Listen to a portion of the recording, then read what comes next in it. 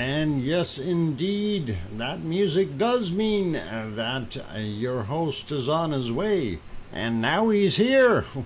Welcome. Yeah, just welcome everyone. Glad to have you all on board. I'm your host, DrFox2000, and you're watching VolcanoX, a live stream. And yes, it is showtime, Tom, you bet. And speaking of Tom, Tom was the first one in today. It's some kind of conspiracy going on here.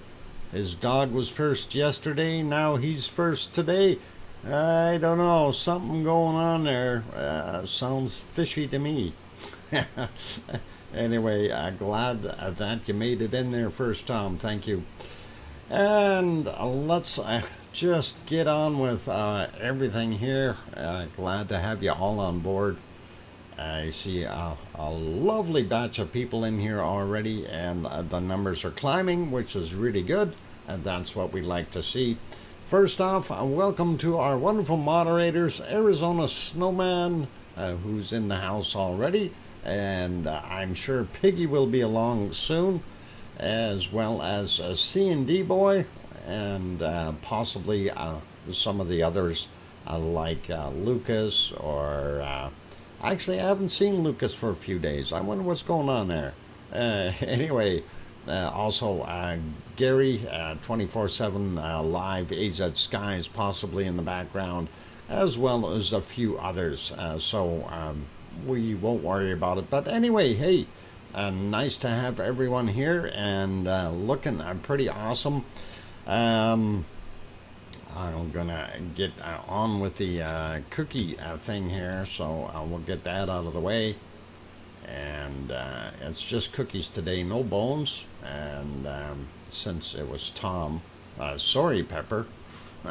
Or you can have the cookies and let Tom have one of your bones from yesterday.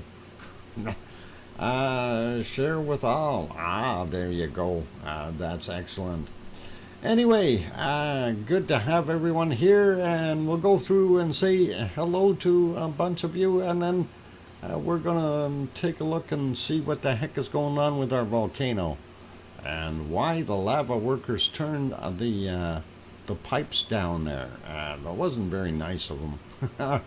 Anyway, starting out here, welcome to Barbarian and Henrietta, as well as Sue Hayes and Grandma B and Henry Nelson and Juliet, Kevin Haynes, Anita Assad, Tom Dice, of course, who was first, Berger also back, welcome, guten Abend, and let's see, going up some more, looking for more easy names here.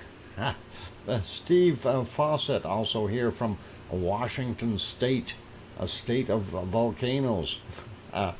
Going up some more here. Serotonin also here, welcome back. Kevin Haynes, I think we got you already there. Sharon Stewart in the house, welcome. Kate made it back in, good to see you. And going up some more, Sasha is here as well. Dave Kruk made it in. Jules is back as well. Good to have you here. Going up some more, there is LOL, Gemma the Super Kitty, Dave and Claire, or should I say Claire and Dave. Anyway, welcome. Glad to have you back.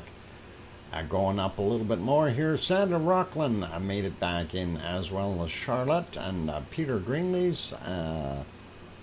Let's see, who else? Sharon Stewart, of course, I can hear you, yes. I already got you, though. Anyway, OFU Lux from Luxembourg flew in and landed safely with his little flying saucer there.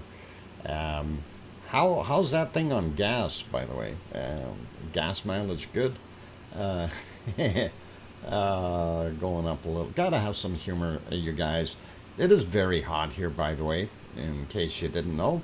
32 degrees Celsius outside, and inside only a mere 35 right now. I do have a fan blowing on me, and trying to blow some colder air into the place, but that's hard to do when everything outside is 32.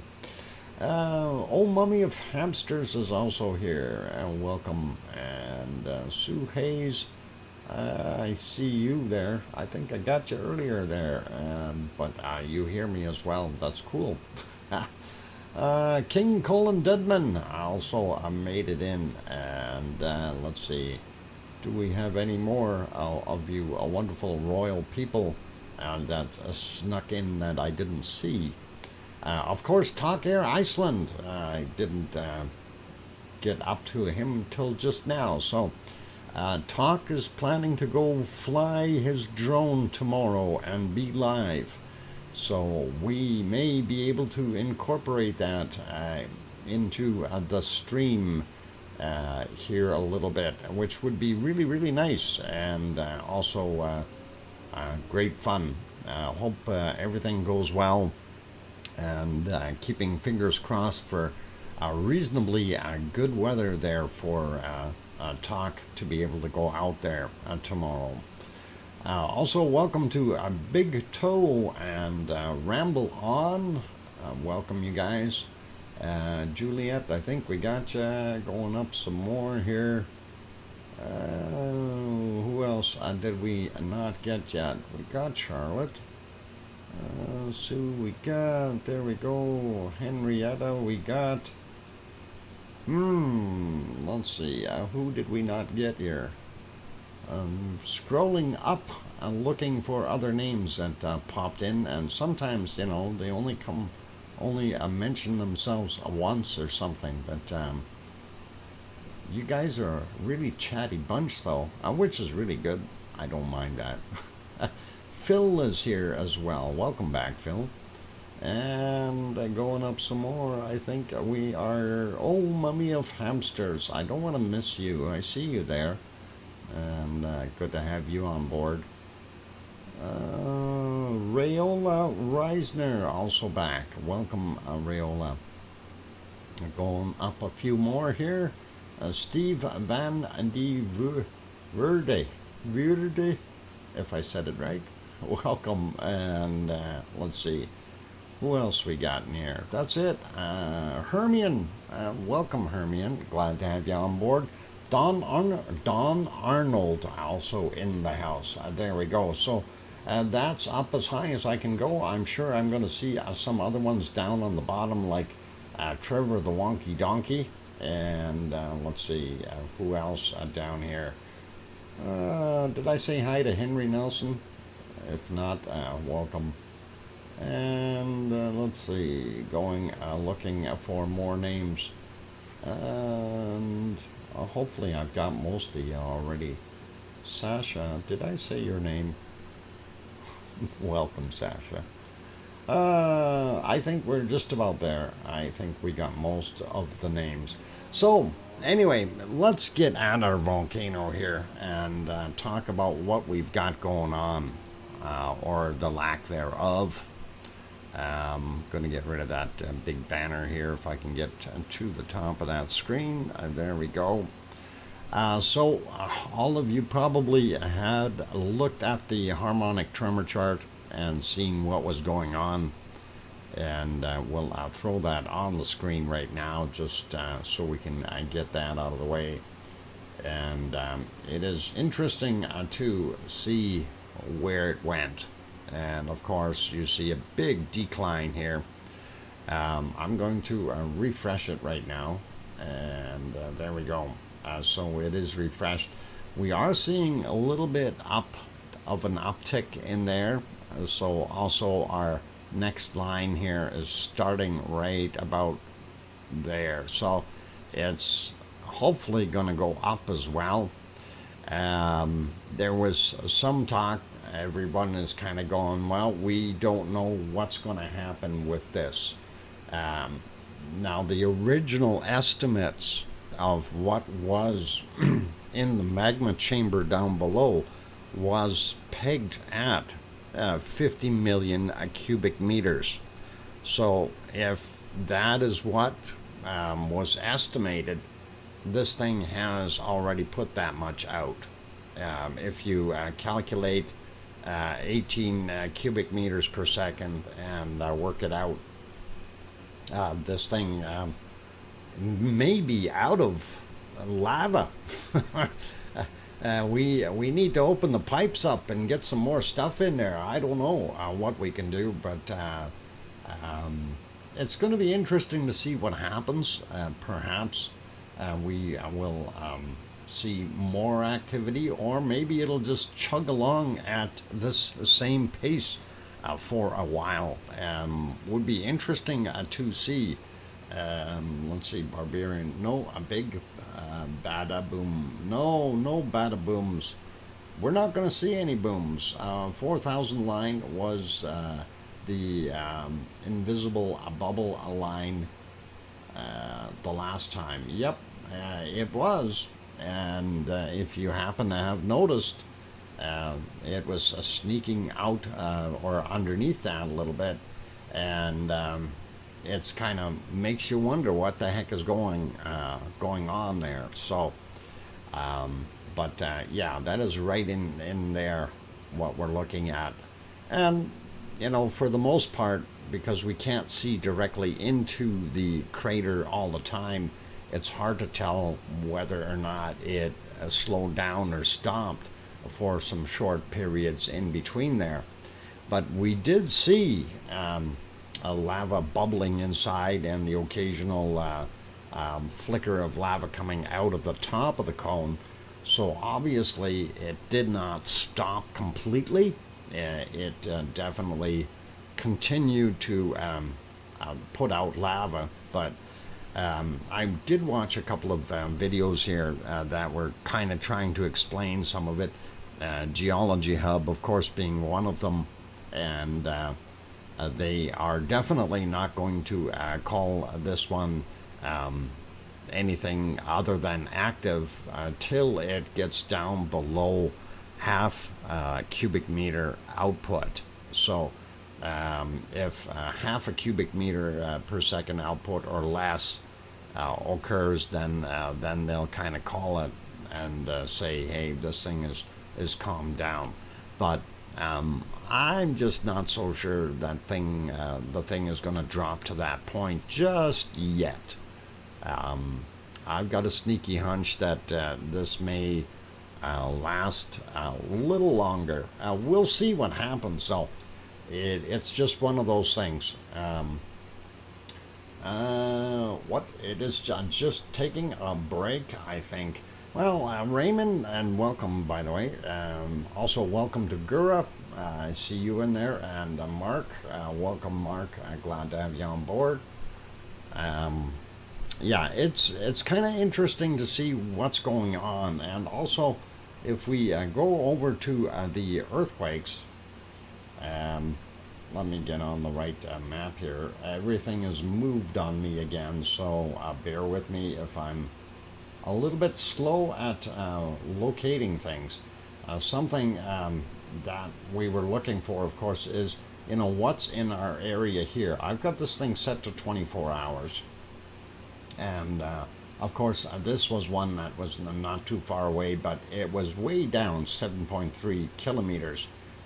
Sorry, I missed the time on that. It was 8:29 on that.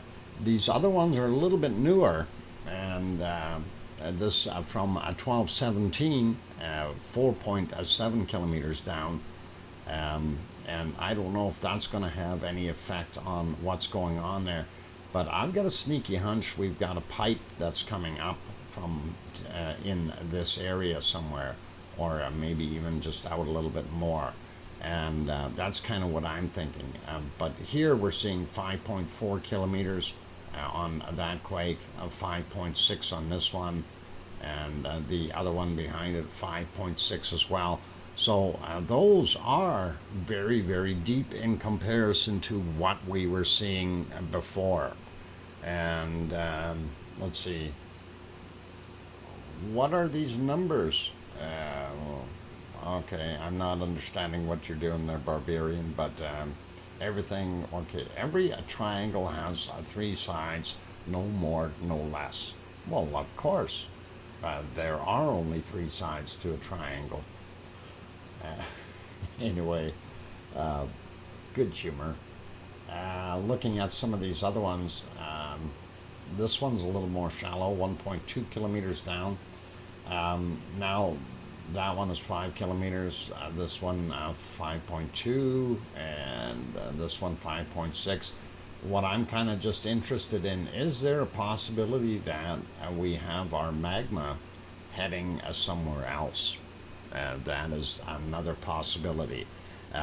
With what is underneath here, is it possible that we're going to see another fissure open up maybe over here, that kind of thing, or even further over, but these are fairly deep in comparison to the shallower quakes in there.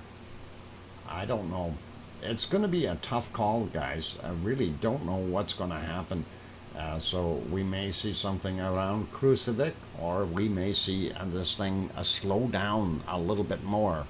It's going to be a really quite fascinating and, you know, really quite cool to see. That map has to reload for some reason. There we go.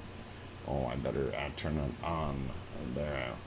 And in the last 24 hours, of course, the major quakes is what this one picks up, and it did get that 2.0 over here at Krusevic, and a couple of smaller ones as well, 5.7 kilometers down on that one from 1735 yesterday, right? So that's kind of what we're looking at, and makes you wonder if that may have been something that shook this guy up.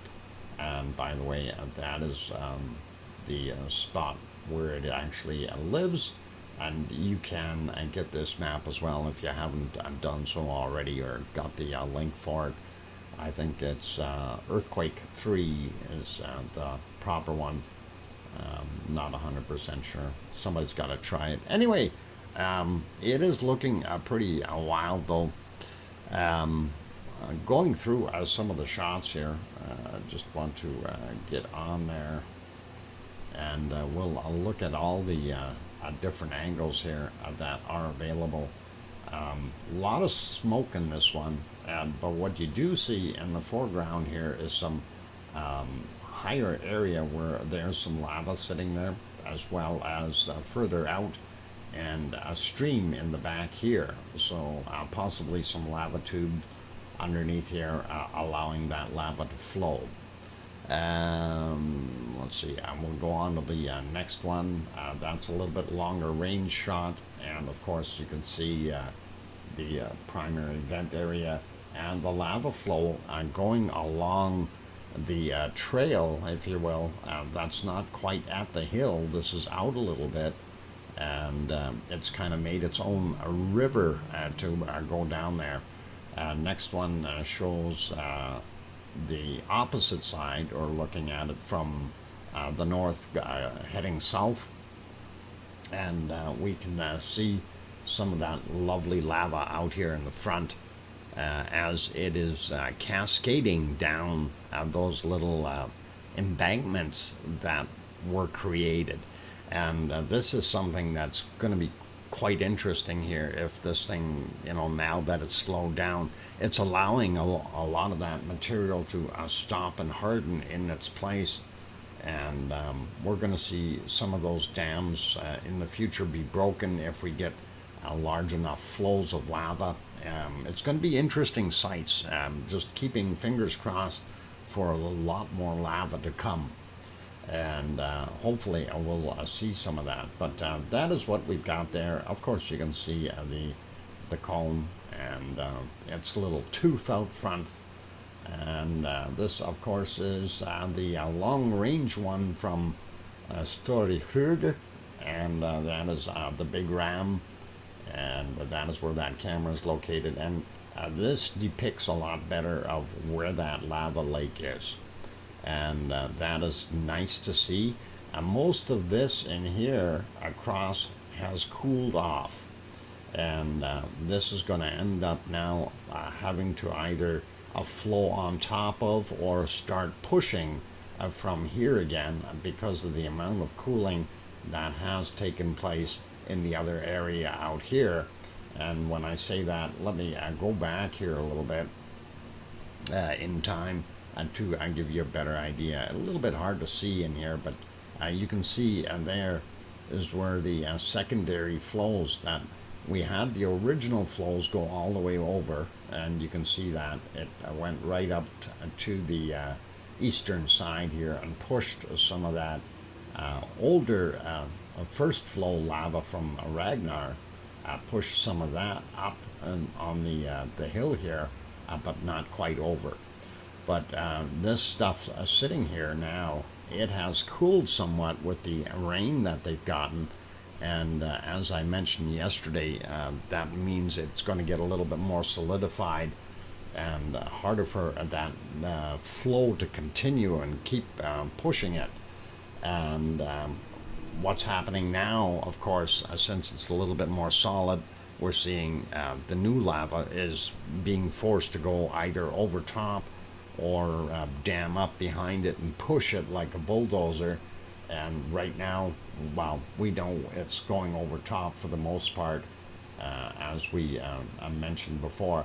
Also, the other areas that were interesting is if you take a look down here, you can see the leading edge of where that flow has gotten to, and it has filled up a good portion of this lower area in here. And I'm sure it's going to try to keep going a little bit and get the rest of this before it pushes on and tries to get out. We can see that there is a little bit of a higher level from right around here backwards towards the cone. And so that is a secondary layer already that was going over top of the original flow, which is really the third flow of lava on top of this. It's really cool to see. Anyway, I like it. Moving on, I'm gonna put it there. By the way, those lights in the background there, that's Reykjavik, the capital city, and the nice triangular shape. No, it's not a pyramid. It's actually Keilir, and very pointy little guy as far as a volcano. But it's a quiet volcano, hasn't kicked in for a while. And let's see, what else we got? Oh, and did Piggy get here? I haven't seen Piggy yet. No Piggy yet. I wonder if she's sleeping. It's awful hot there, so last I checked it was like 31 degrees or some silly thing at Piggy's house. Let's see, just throwing that in here. Yeah, it's 27 degrees there right now, and it's the 2 o'clock in the morning, and it's 27 degrees Celsius. So yeah, if she's out sleeping or something, that's fine. We'll leave her be. That is really pretty nasty. Yeah, for nighttime temperatures, that's at 2 a.m. or 3 a.m., Bob. That is incredible to have 27 degrees. And that'd be somewhat uncomfortable. Anyway, moving to the next screen. This is a little bit closer up shot that they have from MBL. And there, of course, you can see the wonderful glittering glow of the lava down on the bottom. Lots of haze and smoke in the area.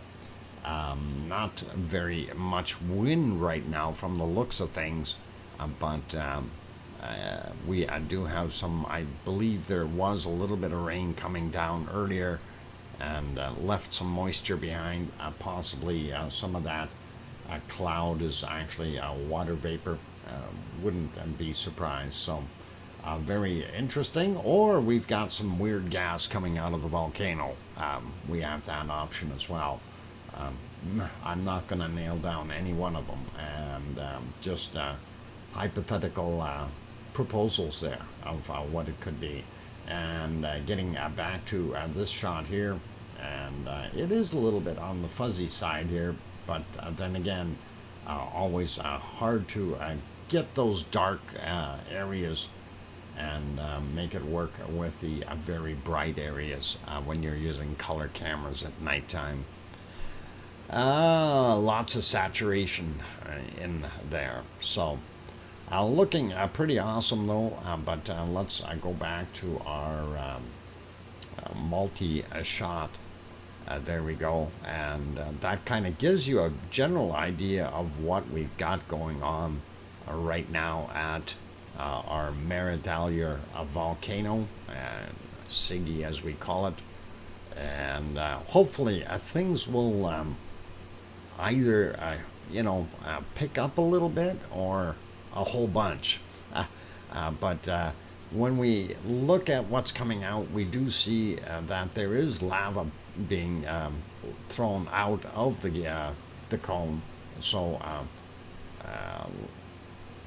oh, I got 4 mice.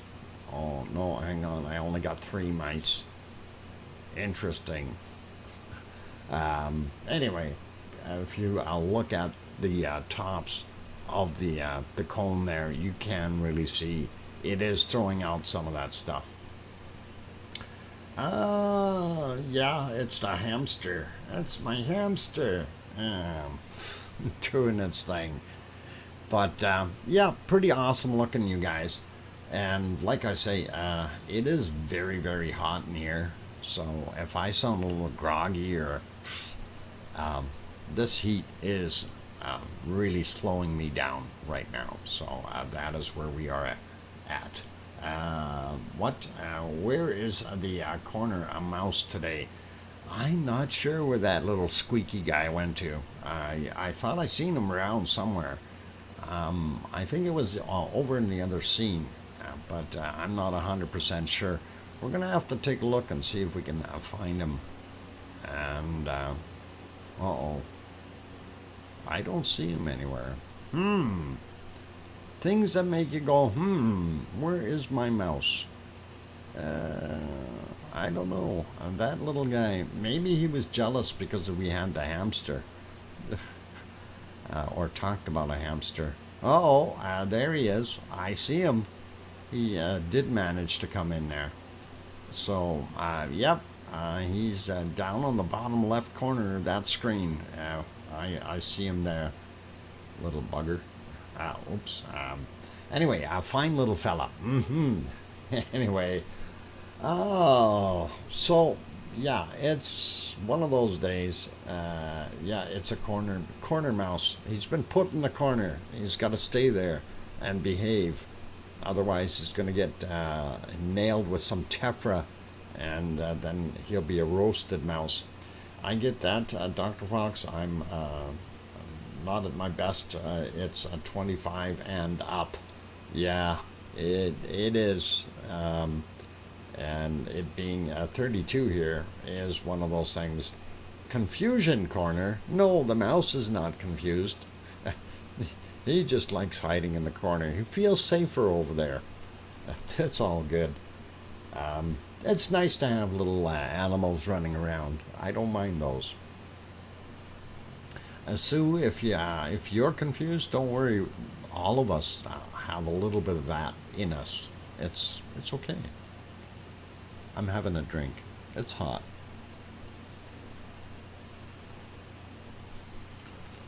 There we go. Better.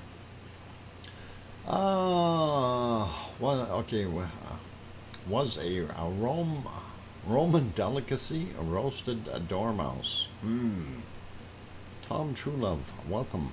And how does this development compare with Bob when it was young? Well, it does in a way. We did have that point in time, and I'm glad you brought that up, Tom. We did have that point in time where we thought, okay, Bob is going to die out. And we had nothing for 2 days or something, and then all of a sudden things took off like mad, and kept on going for a long time. So that is a possibility, that we could have something like that happen here as well. And remember, we've already established that there were multiple hotspots elsewhere, and not just in this location, right? We had the one on the west side of Geldingadarler up there where the moss fires spontaneously occurred, and then we also had the hotspots showing up in the northern area towards Kalir, and more hotspots at the foot of Storehöge. And you kind of got to wonder, so what the heck is going on? Are we going to see more places pop open? Except for right now, we're not seeing the earthquakes that would be associated with that. So I really kind of, we're up in the air as to what is going to happen. And this being a volcano, it's anyone's guess. It's really something that we have to kind of watch and wait and see. And for all we know, this thing could pick up and start putting out 35 cubic meters per second and just blow our minds. That would be cool, but I don't know if that's going to happen right now. Could take one little quake to open up a bigger rift or something and get something going. Hey, Daryl Spurlock is here. Welcome, Daryl. Glad to have you on board. Yeah, so there's a lot of things that, we can go down the hypothetical highway to try to figure out what the possibilities are in our near future here. And, I don't want to be nasty and say it could shut down completely. But that is a possibility that within 3 or 4 days that we'll see a continuance and depletion of magma coming out, and it could be over. The estimated volume of what we had there, if it was coming out at a regular rate of about 18 cubic meters per second, we've gone through quite a bit of that volume already. So are we now pulling material, new stuff out, waiting for more lava or magma to arrive in the actual magma chamber? This is kind of always one of those things. We don't know what's going on down below, right? It would really, really be cool if we could go down and, do the old slice thing and kind of have a side view and see where everything is. It would be really, really fantastic. Jolie, welcome, and saying a nice volcano. Where is this? This is in Iceland. It is on the Reykjanes Peninsula, and it is in the northwest corner of Meridalier Valley. And it has been going for, I don't even know, what we at 2 weeks now? How many days has this thing been erupting? I'd have to look back and see exactly when it started. Should have kept track of the days here, but it's been going 16 days now, Gura says. Okay, 2nd of August, so yeah. I thought it was, 15, 16, somewhere right in that ballpark. So that is pretty awesome, and it's nice to see. But I think it was about 15, 16 days that Bob kind of went for his little slumber, and then we had the entire fissures open up, which ended up creating Sif and Rag and Nar and Flo and Ulf and all those guys. So that was, I think, day 17, if I recall correctly. So it's always interesting to see, when you try to compare with another volcano, is it going to act in a similar manner? It would be kind of neat to know. So started August 3rd, approximately 1:12 p.m. Iceland Time. Okay, thanks, all mommy of hamsters. And that is cool. And we like that. Okay, I remember Icelandic activity. Hello, all, and hope everyone is doing well. Yep, we are doing well, quite well. Another drone. I love drone shots. Yep, Steve. Tomorrow, on tomorrow's stream, if Talk is able to get out there and set up properly and everything, we will try to restream what Talk is throwing out. So it would be nice if we can make that happen. I'm not sure if we're going to be able to get it 100% here, but we'll certainly give it a shot and see, because it would be really, really cool. Can we consider that Bob is a grandpa? That's an interesting question, Daryl. That is really an interesting question. I don't know. Wow. Is Bob a grandpa? Well, Bob was daddy to the other ones, so it must be a grandpa to this one. Pepsi time. Oh, it is too. It is break time. Okay, you guys, I'm going to leave this on the screen, or actually, well, I'll put the four screens on there, and I'll leave that on during the break. So smile, all you good people. If you are enjoying the show so far, please do hit that like button if you haven't done so already. Also, if you're new and you're sitting on the sidelines and you want to chat, it is a friendly chat, you're more than welcome to jump in there. The only thing is you need to be subscribed for at least 1 minute, and we have that on because of the nasty people going around with their bad sex links and stuff like that, bombarding channels, which still happens here. But anyway, all good, you guys. So I'm going to go take a 5-minute break. We'll be back after that, and we'll continue with our coverage of our Siggy Fisher / volcano, which is in the Meridalier volcano and the Reykjanes Peninsula in Iceland. And I'm your host, DrFox2000. I'm back soon. Thanks.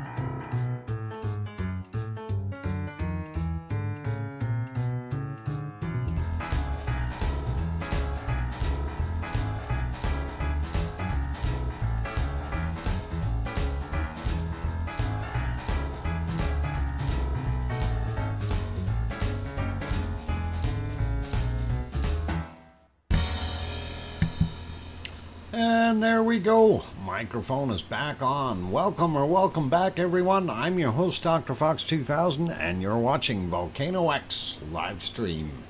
And thank you for the welcome backs from, let's see, Sue and Gura and Trevor and Kevin, and I'm sure Sharon is typing, I can hear you right now. Also from Mona Alfano, welcome, and Nancy, there you go, Sharon, got it, and Kirst Chaplin as well, Tropic Pose, our Pos, also here, good morning. Oh, glad to have you on board, and Ariane, welcome, and glad to have you here. And Snowman is back too from his little jaunt out. Steve, thanks. All awesome, you guys. That is cool. Anyway, I don't know what to say here, but to me it looks like we are starting to pick up a little bit in the volcano again. I don't know if that's just me noticing this, but those ejections coming out of there are getting higher and higher. So a quick peek at the harmonic tremor chart here, I think, is in order, and we just want to refresh it real quick and see what the heck it's doing, if we have some kind of a spike going up or something. And it really doesn't look like it, but looks like that line, last one, was up fairly high there, but not as high as I'd like to see it. Hopefully we're going to see it move back in the upward direction, and of course it is a very lavely scene when we look at it from afar on multiple angles. It is actually very kind of eerie, spooky looking, with the color of the smoke in there and everything. I think it's pretty awesome, you guys. Anyway, let's take a trip around the world real quick and see what some of our other volcanoes are up to. And I had actually, someone was in the other channel earlier saying that Mount Etna was acting up, and I was kind of going, no, I don't know about that. And apparently when I asked, the individual took off. So it's one of those things, but it is interesting to see. Let's head over to the Azores first, which is kind of down the same big earth crack that this particular thing is on, and that of course is our mid-Atlantic ridge. So sliding down a little bit here. And there is your Azores. For those who are not familiar with that, the bright lights in the front are the harbor, and then of course you see the town there. You also see some lights off in the distance, and those lights are that of Pico Island, and there it is during daylight hours, just so you can see what it looked like. And why am I not showing my mouse on here? Where's my mouse? I think my mouse forgot to come over. It's stuck on the other screen. There we go. Yeah, it doesn't love me here. Let's turn that picture back off. There it is. And of course those are the lights there. Pretty cool shot. Anyway, next quick shot here. It revised it just now, and it is 12 midnight there. This is a little cove in here, and what we look for in here is the white water from the waves, and the more white water we see, of course, the rougher the seas are, and that is a pretty good indicator. They've got some pretty big waves splashing in there on occasion. I wouldn't want to be out in a small vessel out there. So looks cool. Let's take a look though and see what we've got for earthquakes there right now. I'm going to fix that screen, make it, not that guy. Make it a little bit wider. There we go. That is wider. All right. Again, looking to see major amounts of earthquakes, but we don't have any. We have a 1.7 that happened at 15:33, and that is it. Yesterday's was one as well. A day before they had two, then a day before that only one. So I don't know. Is this thing slowing down? Is it coming to a stop? It's one of those questions that has to be asked. Wanted to redo this one here. I think I need to redo it. There we go. Make that map a little bigger, and what I'm looking for on this map here, of course, is to see if there was anything else in the waters around it, and we'll zoom out a whole bunch. This gives you a better idea of where we're at. There's North America, Africa, Europe, Iceland up there. There's that mid-Atlantic ridge coming down, and it goes all the way down here. So when we zoom back in, you see where the Azores are located, and that is in this kind of almost a little triangle shape here, no man's land between the North American plate, the Eurasian plate, and the African plate, and here's the divider line there as well. So mid-Atlantic ridge right there. Thank you, Gura, for that wonderful super chat. That is awesome. Gura with a 55 Swedish kroners. Thank you kindly. That is very kind of you, Gura. Appreciate it. And anyway, let's see if we zoom in here. We see exactly where it is on Pico Island, and right up top. But that, of course, is a 1.7, 8 hours ago. I'm curious if they're showing a depth. No, they're not, and that is all we've got on it, unfortunately. If we click on that, we get things we don't want. There, let's try that again. There we go, and you can see it was definitely a surface quake, and we don't see any other activity down below, all the way down to the 30 kilometer mark. So makes you wonder, is this thing ever going to do anything, or is it just going to relax? And I wonder if some of those quakes that we're seeing now are residual quakes from the uplift that is settling back down. And I'm wondering if that is something that, if there is some subsidence there. That's always a good question, but nobody ever seems to, they report, hey, this ground is lifting up. But no, they don't want to turn around and report, oh, it sank back down 2 centimeters or something. Nobody wants to tell you that, because then that takes all the fun out of the news, right? So that's kind of one of those things. Anyway, let's carry on to other volcanoes, since that is okay. And of course, this one we all are familiar with, Popocatépetl, and it is definitely throwing out some stuff. I just got to find where my screen is. Just look for the one that started buffering. There we go. Anyway, that is what Popocatépetl is looking like. Still a little bit of snow on the mountain, and hopefully it'll get rid of that. Not as much snow over here on this side, and I think that's because of the way the material is coming out of it. But always interesting to be able to observe that.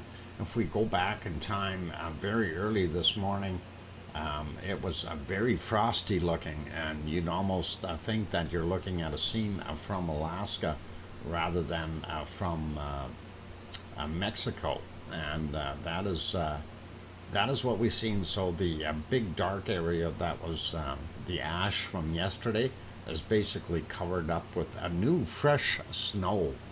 And this, of course, was at 7:18 a.m. Popocatépetl time, and that is a different time than the rest of the world, right?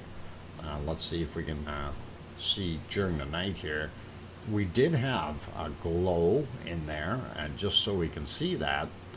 And that was actually kind of a neat shot because you can see it reflecting off of the clouds above, and that is kind of nice. So we know there has to be some lava sitting in there cooking, and I'd like to see some of that fly out of there. It would be really cool. If we go back a little further in time, we see that it continued to do that. A different cloud development around it, but that is back even further, 2:40 a.m. and looking pretty awesome. Back to real life and now time, and there we go. You see that it almost looks like double plumes coming out of there. Pretty interesting. Next shot here is got a little bit too much sun in it, unfortunately, so we can't really tell what we've got going on, but we'll live with what we've got. And that is Popocatépetl in Mexico. That's about 70 kilometers south of Mexico City. And this one doesn't have anything. It's done. All right. This beauty here, isn't that a beauty? I wish we could see it. We all know that Fuego likes to hide in the clouds, but that is Fuego, and it is in Guatemala. I don't know why it likes to hide in the clouds. I don't see it appearing anywhere during the day, and we'll leave it be. And let's see what our next button brings here. Oh, Cerro Negro.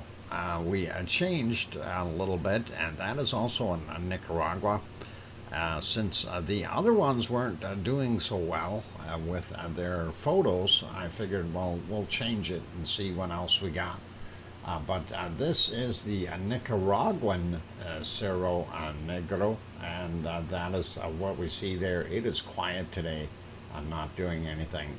Next one, of course, on our agenda is Masaya, also in Nicaragua, and that is what Masaya looks like today. It's not a bad shot, and you can definitely see the caldera, and that we've got some smoke coming out of there, steam, gases, everything else. So pretty cool. Next volcano is Merapi, and Merapi is not bad looking, but you know, it really hasn't done a heck of a lot. I was trying to see what it was doing during the night, and really it looks like it's got a fairly tall plume coming out of, but really I'm not seeing anything major. And then earlier than that we had quite a bit of cloud and stuff because of those storms that they have down there in that area.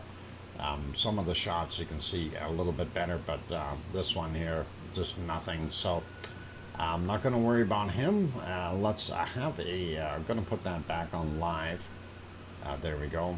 And actually it looks pretty quiet right now. Let's put it over to a quick peek at Ruapehu in New Zealand. And it too is hiding because they had that storm sitting right over top of them. And even when we go back a little ways here, we don't see anything. That's pretty heavy duty storm clouds. And that was a little bit later. Sun in some spots, but lots of clouds over the mountains yet. So unfortunately we don't get to see that one either. And moving over here, wow, yeah, nice. That worked a little while ago. Let me see if we can get that kicked back in here. That is, of course, Semeru. No, they took it off. They're only showing the other one here, and that, of course, is their roadway. And we really don't need to see that. Oh, yeah, it's a little bit foggy there, guys. I don't think we can see anything, but let's carry on here. I'm looking at the time, so hopefully we're still okay. Yep. Sliding over to Japan real quick and having a look there. And of course, that is Sakurajima. And Sakurajima has been doing a lot of erupting, but smaller bursts. And we can't see a lot of it because it is encased in clouds. If we go to the other shot here, long range, you can see it there. Lots of clouds. By the way, the ice cream boat is in. I can see it, and it's in there. So down the road here, go down and then turn left to the lights and go down and get your ice cream from the ice cream boat. And they have good, yummy ice cream. You guys are more than welcome to do that. I know it's 8:56 a.m. there, but it's all right. You can have ice cream. We'll let you. Close-up view, of course, I'm not going to work for that one because it is just too cloudy. And we will take a look at ASO, and ASO is in the clouds as well. All you can see is the rail of the roof here, and that is it. That is how cloudy it is and foggy up there, and not too good. And next one here, of course, this is Suwanoshi-jima, also in Japan. This is down on one of the southern islands, and we see a lot of cloud there as well. So going to be pretty tough to say, hey, this thing is erupting or anything when we can't see what it is actually doing. And that is kind of where it's at. Anyway, looking at the time here, you guys, it looks not bad. I wanted to back this up just a little and see if we've seen anything during the night. And that was early morning hours, and that's about 5 hours ago, 6 hours ago, 5 hours, 15 minutes. Looks like a little bit of darker stuff in there. It's hard to tell, though. That's nighttime shots, right? If we go back a little bit further, completely cloudy, and you couldn't see a darn thing. So I'm not going to worry about that. We'll put it back to live, and hopefully we'll be able to see that a little bit better at another point in time. Let's get you back to our wonderful volcano multi-views here, and we'll let you look at that. It is pretty, all the nice colors, and on that good note, I'm going to say, hey, for those good people who have not yet hit that like button, help us out. Of course, our goal today is to get up to 200 likes. That would be a good goal to set, and hopefully we can do that.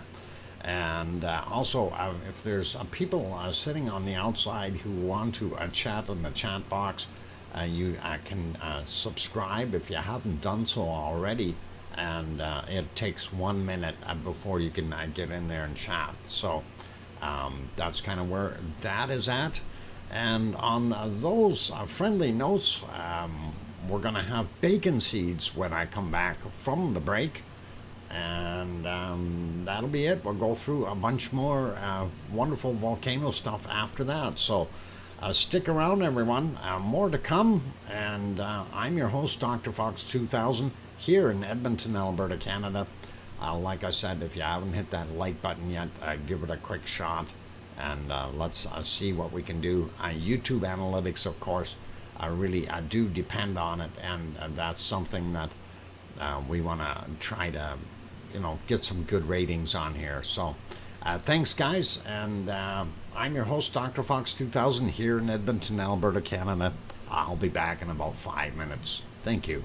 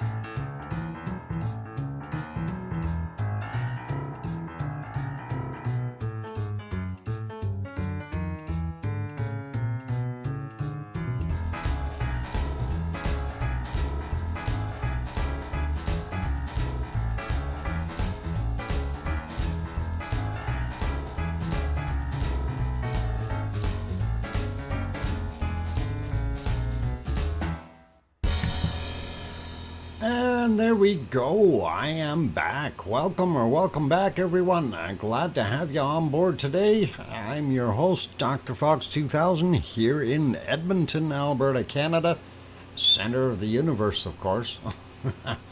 And of course, we are watching VolcanoX live stream, and that is a beautiful volcano. That is located in the northwestern corner of Meridalier Valley and the Reykjanes, on the Reykjanes Peninsula in Iceland. And it is looking like it is chugging along here, not knowing whether it should pick up the pace even more. But I'm hoping it's going to really start to cook and do its thing. Thank you, everyone, for the welcome backs from Gura and Kevin and Storm Chaser 1211. Welcome, by the way. And Louise, welcome. And let's see. Who's leaving? Dave's leaving. Dave Rock. Dave Rock. Hi, Dave Rock. Good night, Dave Rock. And anyway. Yep. Let's see. Dave Rock. I, Dr. Fox. Hello from France. Thank you, Dave Rock. Glad to have you on board. If you're sticking around for a little while there, that would be really cool. Anyhow, beautiful volcano, but as promised here, we did say that we were going to go show our bacon seeds here. And then we'll get back to doing our volcano thing. And Ron of Virginia also in the house. Welcome, Ron. As well as Joseph Michael. Welcome. And Kananaskis Country also slipped in there, as well as John Raper. I didn't see you earlier. Thanks, and glad to have you on board. So, good to see everyone. Oops, I missed the cue. I can hear you, Doc. Thanks, Sharon. No worries. And bacon seeds. Yeah, we need seeds, bacon seeds. So let's go over and take a look at our lovely bacon seeds for today. And that was our last one from yesterday. Oh, by the way, I question: did anyone manage to finish the puzzle overnight? Okay, maybe silly question. Never mind. I just figured I'd ask. Anyone with their hand up? If you finish that puzzle? Okay. Only if you get it. But anyway. Okay.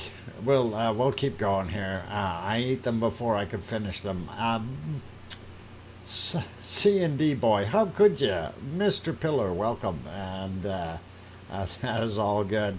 Yes, bacon seeds, and let's get going. Here's some real bacon seeds, you guys. And this little guy looked a little skinny, but they're remedying that problem as we see. And yeah, he's definitely enjoying a feeding from the looks of things. Next one, oh, Sharon too. Boy, you guys ate the puzzle. What the heck is going on with that? Anyway, here's another one getting fed. Looks like they're using recycling a Coke bottle to feed this one, so that is all right. And pretty cool to see. And let's see. Next bacon seed. Bacon sarnie in the morning when I get up. Okay. There we go. We got another one that's eating. And this little guy looks small, so he definitely needs to get at it and start gaining some weight. But, you know, looking at his belly, it doesn't look like he's that skinny. Maybe just the head area is skinnier, but definitely looking at that belly, must be a really small one there. So, anyway, let's carry on with our wonderful bacon seeds here. And this guy is getting a suntan. He's saying, oh, it's so warm on this rock. I like it. I could sleep here. Yeah, anyway. Beautiful to see. You know, animals like that, when you see them just relaxing and no stress and a smile on their face. It's always nice, and that is an awesome way to see an animal. Next one is this guy, a little camera shy, but definitely enjoying a luxurious indoor life with cowhide seats that he's walking on and inspecting. Going, at least they didn't use pig for this. And that is beautiful. And let's get on to the next one, and that is this little cutie. And he's got a nice smile on his face and looking at the camera. You gotta admit, that is a cute little pig, you guys.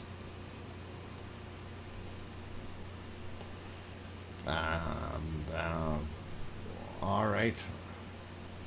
Not sure what you said there, Gura, but sorry for my English. That wasn't in English. That's okay. But no problems. We can understand majority of what you say, so it's all good. Anyway, we do see that beautiful little bacon seed, and he looks like he's smiling. So that is important. All right, let's get to our last bacon seed for today. And that is this little guy. And he is definitely paying attention to the camera. Very white eyebrows on this guy. Kind of neat to see. I think we've seen one that was very similar to this before, but not quite the same picture. And nice though. I like that. This one is smiling too, so it's all cool, you guys. Gotta love them bacon seeds when they smile. And let's carry on with looking at other volcanoes. We did have a peek at Sakurajima, and I was going to try to have a look at Taal, and I just have to find where I left Taal. Taal has been on and off here, so I probably have to restart and see if we can find it. Hang on, they got okay updates. Let's see if we can get into that and check it out. Of course, they got commercials running first, and that always happens. Bacon sweets, yep, beautiful bacon seeds, and boy, they got commercials packed in on some of these. Interesting. I should get commercials, and that would be cool. Anyway, let's go over to Taal. There it is, and that is, of course, courtesy of Taal Meditation. We can see how much this thing is off-gassing. It looks like it has two areas that are generating steam. So pretty cool. What color is a giraffe's purple tongue? I have no idea. I think it's black. Why? I don't know. I'm guessing. And that would be pretty close. Anyway, pretty cool. Anyhow, that is a lot of steam coming out of there, so I'm wondering if, anytime here in the future that steam starts to completely evaporate out of the bowl. It is purple. Yep. How did I know that, eh? That's why I said it is. Oh, I guess a giraffe's tongue is purple. Yep, that's what I had said originally, and then I added it's black. No, actually, on some of the giraffes, the tongue is black if you take a look at it, but a lot of them are purple, very dark color. So, a very neat and interesting concept, and I don't know why it would be that color, but that's what it is. Not me doing it. Anyway, let's carry on. We'll take a look and see what we have elsewhere in the world. And we are heading over to Yellowstone National Park. And they are showing the old geyser, and there it is. It is actually erupting. So that is awesome to see, and we like that. Very, very cool, you guys. Yep, Yellowstone National Park, and that is located in Wyoming, and also portions of, I do believe, portions of Montana, southern end of Montana there as well. But yeah, pretty wild, pretty awesome. Why is that stopped? Let me click on that and see. Yeah, my mouse is working. Lots of people all the way around. Even in the background there, you can see them. Lots of them back there. Some standing over here even. That is Yellowstone. The geyser is Old Faithful, and is faithfully delivering its goods. So we get to watch that as well as our regular volcanoes. And oh, look, they're zooming in. They were fine where they were, but no problem. That is pretty wild to see. I should check and see what temperature that actually comes out at. I'm curious. It's very, very interesting. What geyser is taken from Iceland? No, Baldwin V. This one, or Baldwin 5. This one is in Yellowstone National Park in the United States, and we are just going around looking at different volcanoes, different locations, trying to get an idea of what is going on. And the fact that this thing is still clicking the way it is tells us that Yellowstone is not going to blow up anytime soon.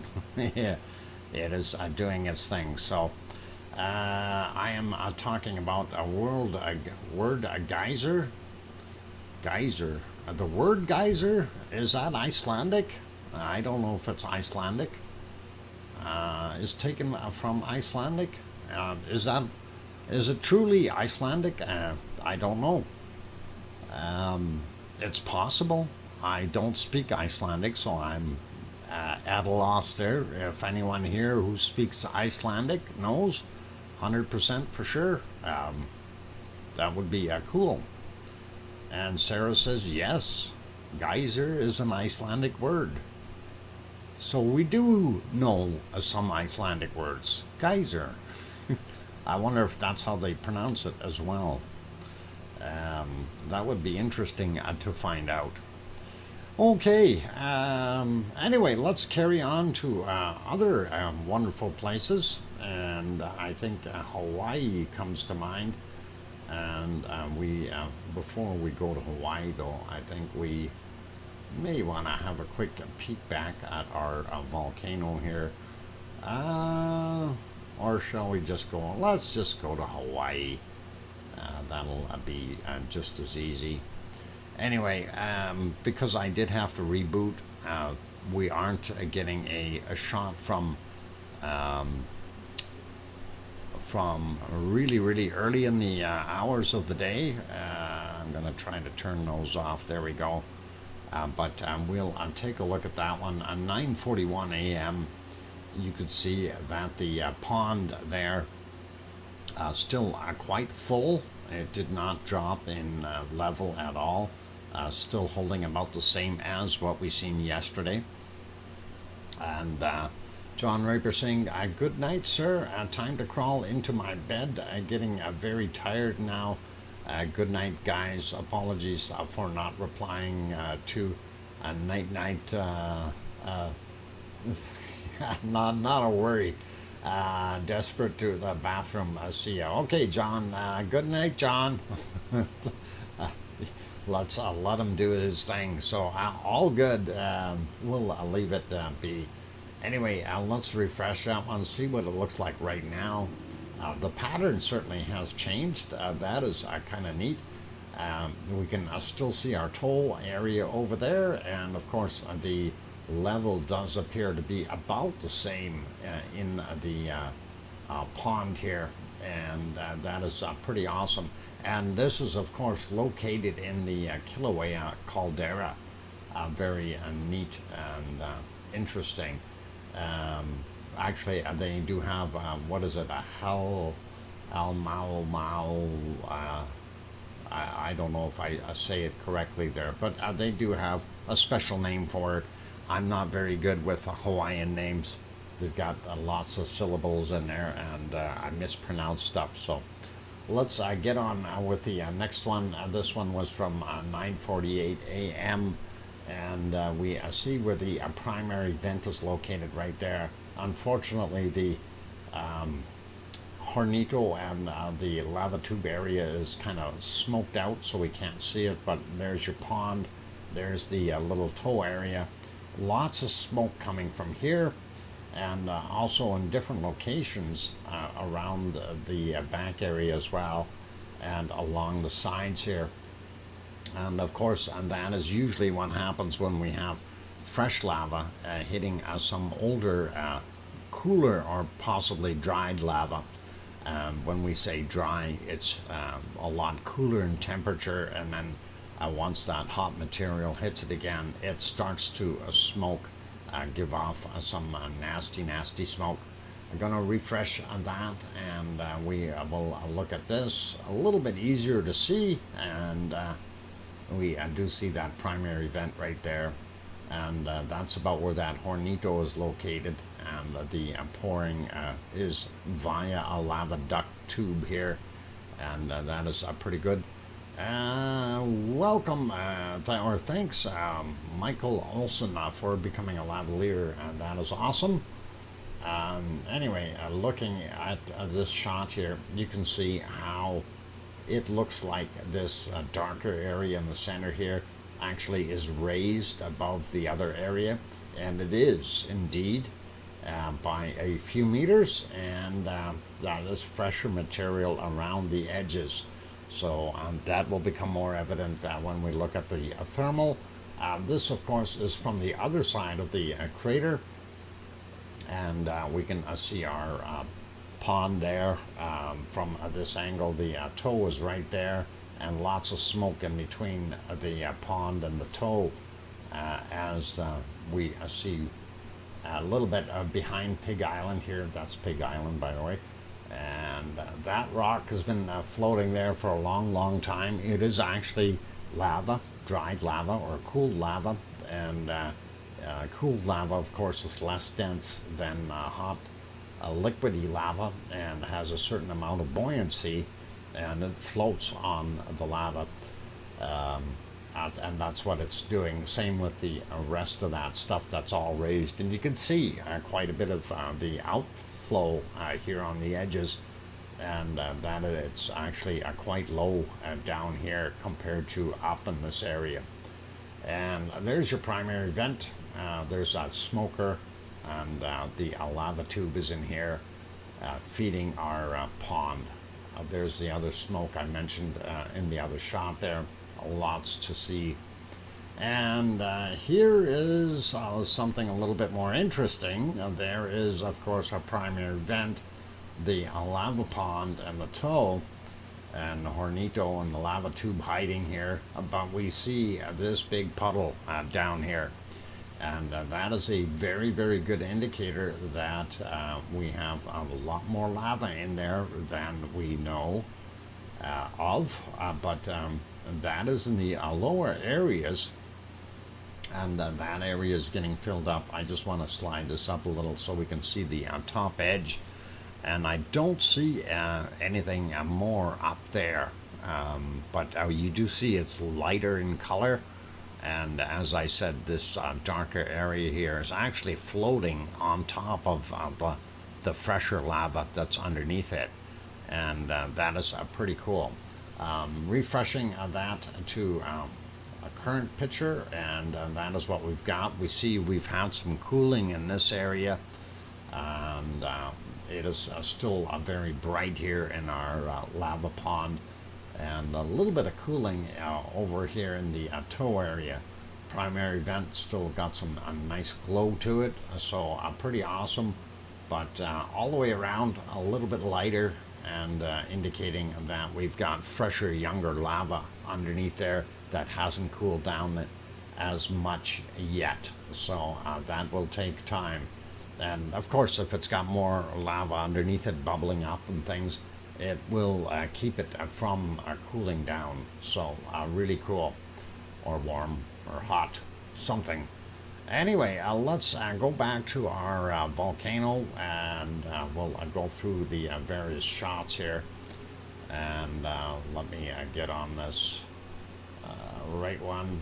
Should be right about there. Yep. So if we go take a look at these other ones, this one you can see the start of the flow that is going out towards or past the mountain, and of course that had created quite a large pond or lake by itself. This is of course from the other side, the valley here. We're looking in a southern direction. Lots of nice colored smoke up top here. Looks pretty awesome.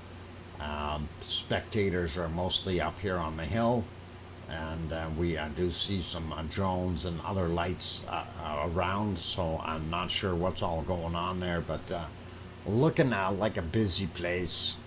And here's a nice shot, and a guy should actually take a screenshot of that. That is looking pretty awesome. So we have the moon up here. That is pretty nice. You've got the city of Reykjavik, and you've got the heavy clouds and purplish looking clouds. Of course, there's our primary vent, and there's that lava lake that it's forming out in front of the other mountain here. So pretty awesome to see, you guys. And hey, Roxy, okay, look at the clear cam from, yeah, this is the one we're looking at, Roxy. And that is a nice shot. I did take a picture of that. I like it. Pretty beautiful, and that is really nice. I'm glad that we had a look at that. So cool. All right, save my screenshots there. So that is awesome. I will carry on to our next one, and that is one of the MBL close-ups. You can see the basically you're looking at the south side, or kind of southeastish almost side of the cone, and we see that we do still have a fair amount of splatter coming out of it, which is pretty awesome. I like that. Means that this thing is not completely gone. It's not dying out yet, and that is the important part. And that brings us full circle back to the visor cam, and that is what we're seeing there. So that is on this particular scene. I'm going to put it back on that one. We'll put it back on our 4 view here for right now, and that is pretty nice. It is looking like a break time, you guys, and I do want to do that. And Nancy says, Dr. Fox, did you happen to see the Aurora Borealis last night? It should have been quite spectacular after midnight, too. Nancy, no, I did not. I fell asleep. I fell asleep in my chair here. I had intentions of looking at the aurora since it was clear, but I fell asleep, and that is being honest. It just happened. I don't know why. My eyelids just closed all on their own, and I woke up here and went directly to bed.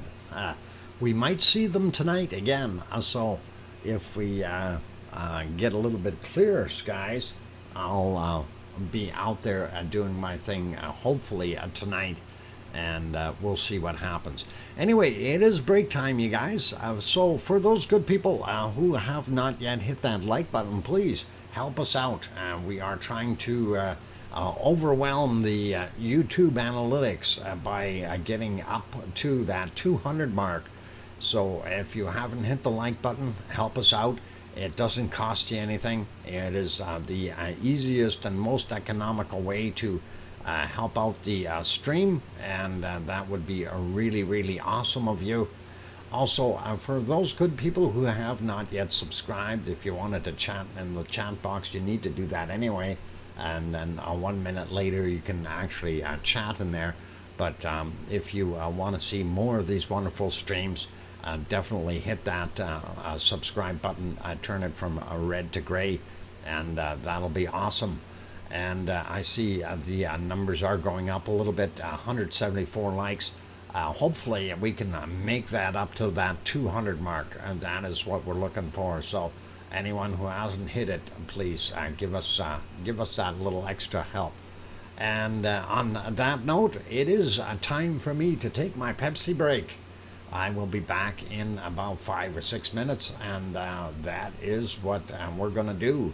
Keep smiling, you guys, and I'll be back soon.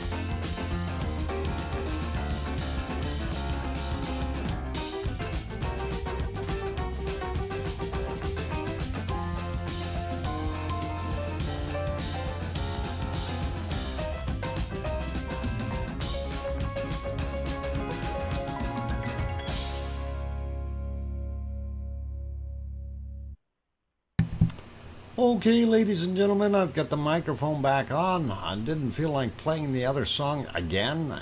Besides, that would take too long. Anyway, love what we're seeing on our wonderful, good, Pinot.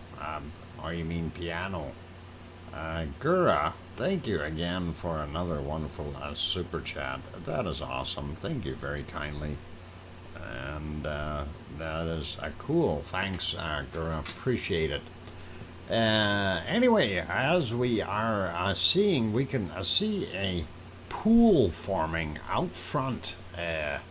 And it looks like pretty interesting. We can see it in several shots, actually, possibly even 3 shots here. Looking at what we have got. So I want to go look at individual cameras here really quickly if I get on the right ones and switch it over. There we go. Okay, so this one, of course, we're looking in a kind of a little bit of a northwest direction. We can see that pond that's built up there, a little lava puddle, if you will. That is actually a fair size. That's not so little.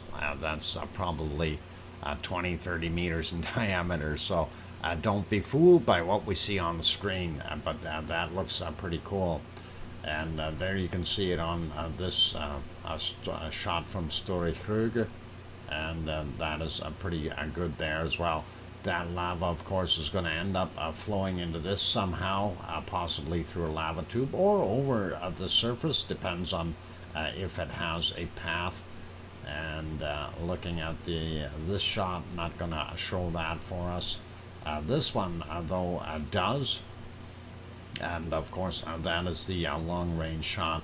You've got the moon up here, and the city of Reykjavik in the background, Keilir right there, and the new lava puddle right there, and of course that will feed into this lava lake. And also we see more lava in the foreground here, which is filling in those lower voids and spots that I spoke of earlier, and we'll see more of that filling up in here in the future. So that is pretty cool and pretty awesome, you guys, and I like that shot. That is really nice, and I wish it was just a little bit closer though, zoomed in. Anyway, looking at the other ones here, this is the other MBL close-up shot, and definitely notice that lava down on the bottom. That is quite a puddle, and I don't think I'd be wanting to wander into it. It would be a little bit on the hot side. Wanted to say hi to a few more people that popped in here. I see our wonderful enigmatic bird is here. Who else? Casey made it in, Cananaska's country. And who else? Storm Chaser, I think we got you earlier, but welcome. And Roxy also in here. Welcome, Roxy. Glad to see you. And Tetra is in the house as well, and looking pretty cool. And yeah, I don't think it's going to be like Kilauea, though. I don't think we're going to have an open pond or pool there forever and ever. It's this is a temporary gesture or fix here. And anyway, I don't know if I mentioned that last super chat there from Gura there for 55 Swedish kroners. I do thank you for that. Hopefully I did say that. Also see Connie Tyree in here as well, and Daryl R. Don't know if I said hi to you guys. Welcome. IMC also in, and welcome to you as well. And I think that's good for right now, and we will be all right. The mysteries of the inner rocks pelted out from Dr. Fox. Kinda. Actually, speaking of mysteries and things, I did watch GeoHub's video on they were talking about Pele hair, and how some of that has developed in Iceland as well from this eruption. So very interesting to know that this is actually creating some of that over there, and that is pretty cool. And if you guys do happen to go over there, I do have to reassert what Geology Hub said, and I know it as well, because Pele hair is really very, very fine glass. It is important that you do not pick it up. Do not touch it. You can look and don't walk on it, don't touch it. It will stick to your hands. It will impale you very, very quickly because the glass is very, very fine, and it does a very fast job at getting in underneath the skin, and that could have consequences. And yeah, like asbestos, well, it's well, Pele's hair is really super fine. I don't know if you want to call it like asbestos, but it's like a fiberglass. Yeah, fiberglass is almost how you could describe it best. And I just would be very, very careful. But it's not fiberglass that is very pliable. This has a lot more rigidity to it. So when you pick some of it up, of course, what's going to end up happening is it will immediately break and a lot of that stuff, just as you pick it up, it's going to shatter, and of course as you lift it up, it will impale your hand. Yeah, glassy taffy, and yeah, you really don't want to touch that stuff from what I've seen there, so pretty cool.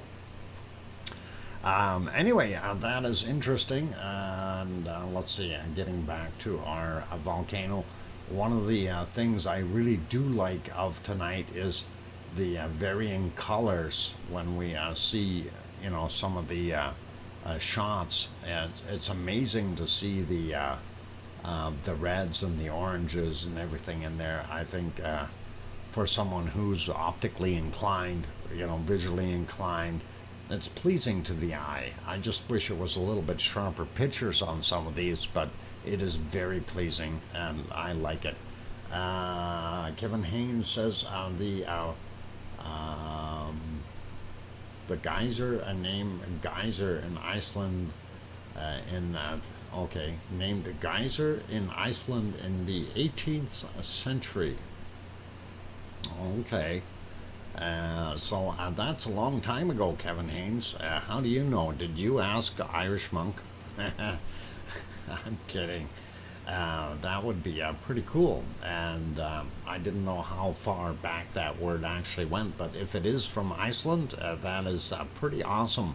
And we do know that Iceland does have a bunch of geysers all over the place. They've got a lot of geothermal and hot spots where you can observe these things, so pretty cool.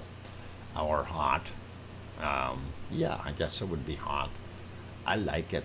Okay, Dr. Fox said, Doomster and Gloomster, who says that Iceland volcano will die soon. What's your response? Oh boy. As far as it's up in the air, really, right now. If we look, and I'm taking a sample of one here, if we look at Ragnar, the way Ragnar, or better yet, back up to Bob, you take a look at what Bob did. It went for about 14-15 days, pretty good, and then it almost died out completely. And it sat there for 2 to 3 days, and then all of a sudden we have this massive long fissure open up with multiple vents on it, spewing out lava all over the place. Is that a possibility of what is going on here again?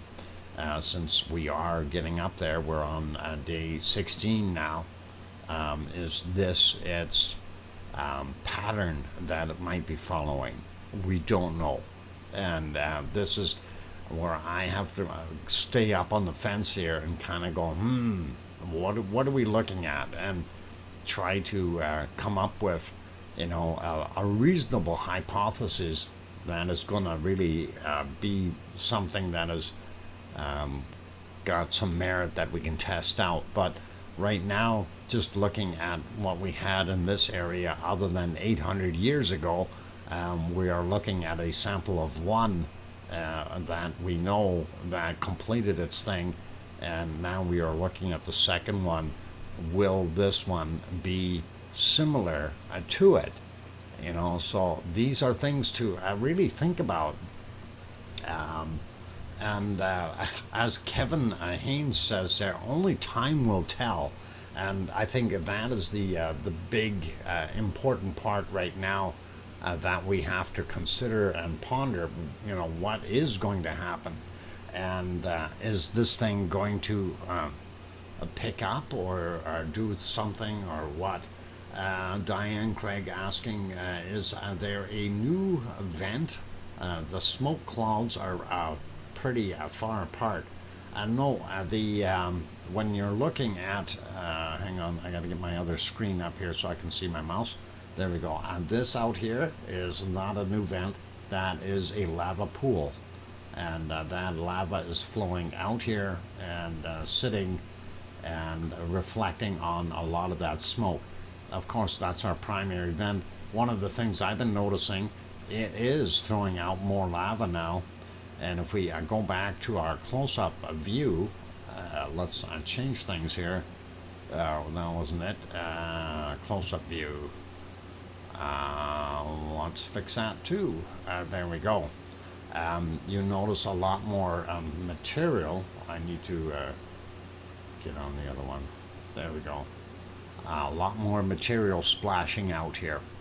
And it's definitely picked up the pace a little bit because we weren't seeing that before. So a few hours ago, you could barely see a little licks of lava popping up out of the cone, let alone coming over the sides. So this thing has regained a little bit of power, and I'm wondering if our chart is reflecting that. I will go over to the chart and refresh it, and we will see what is going on. And there we go, onto the chart.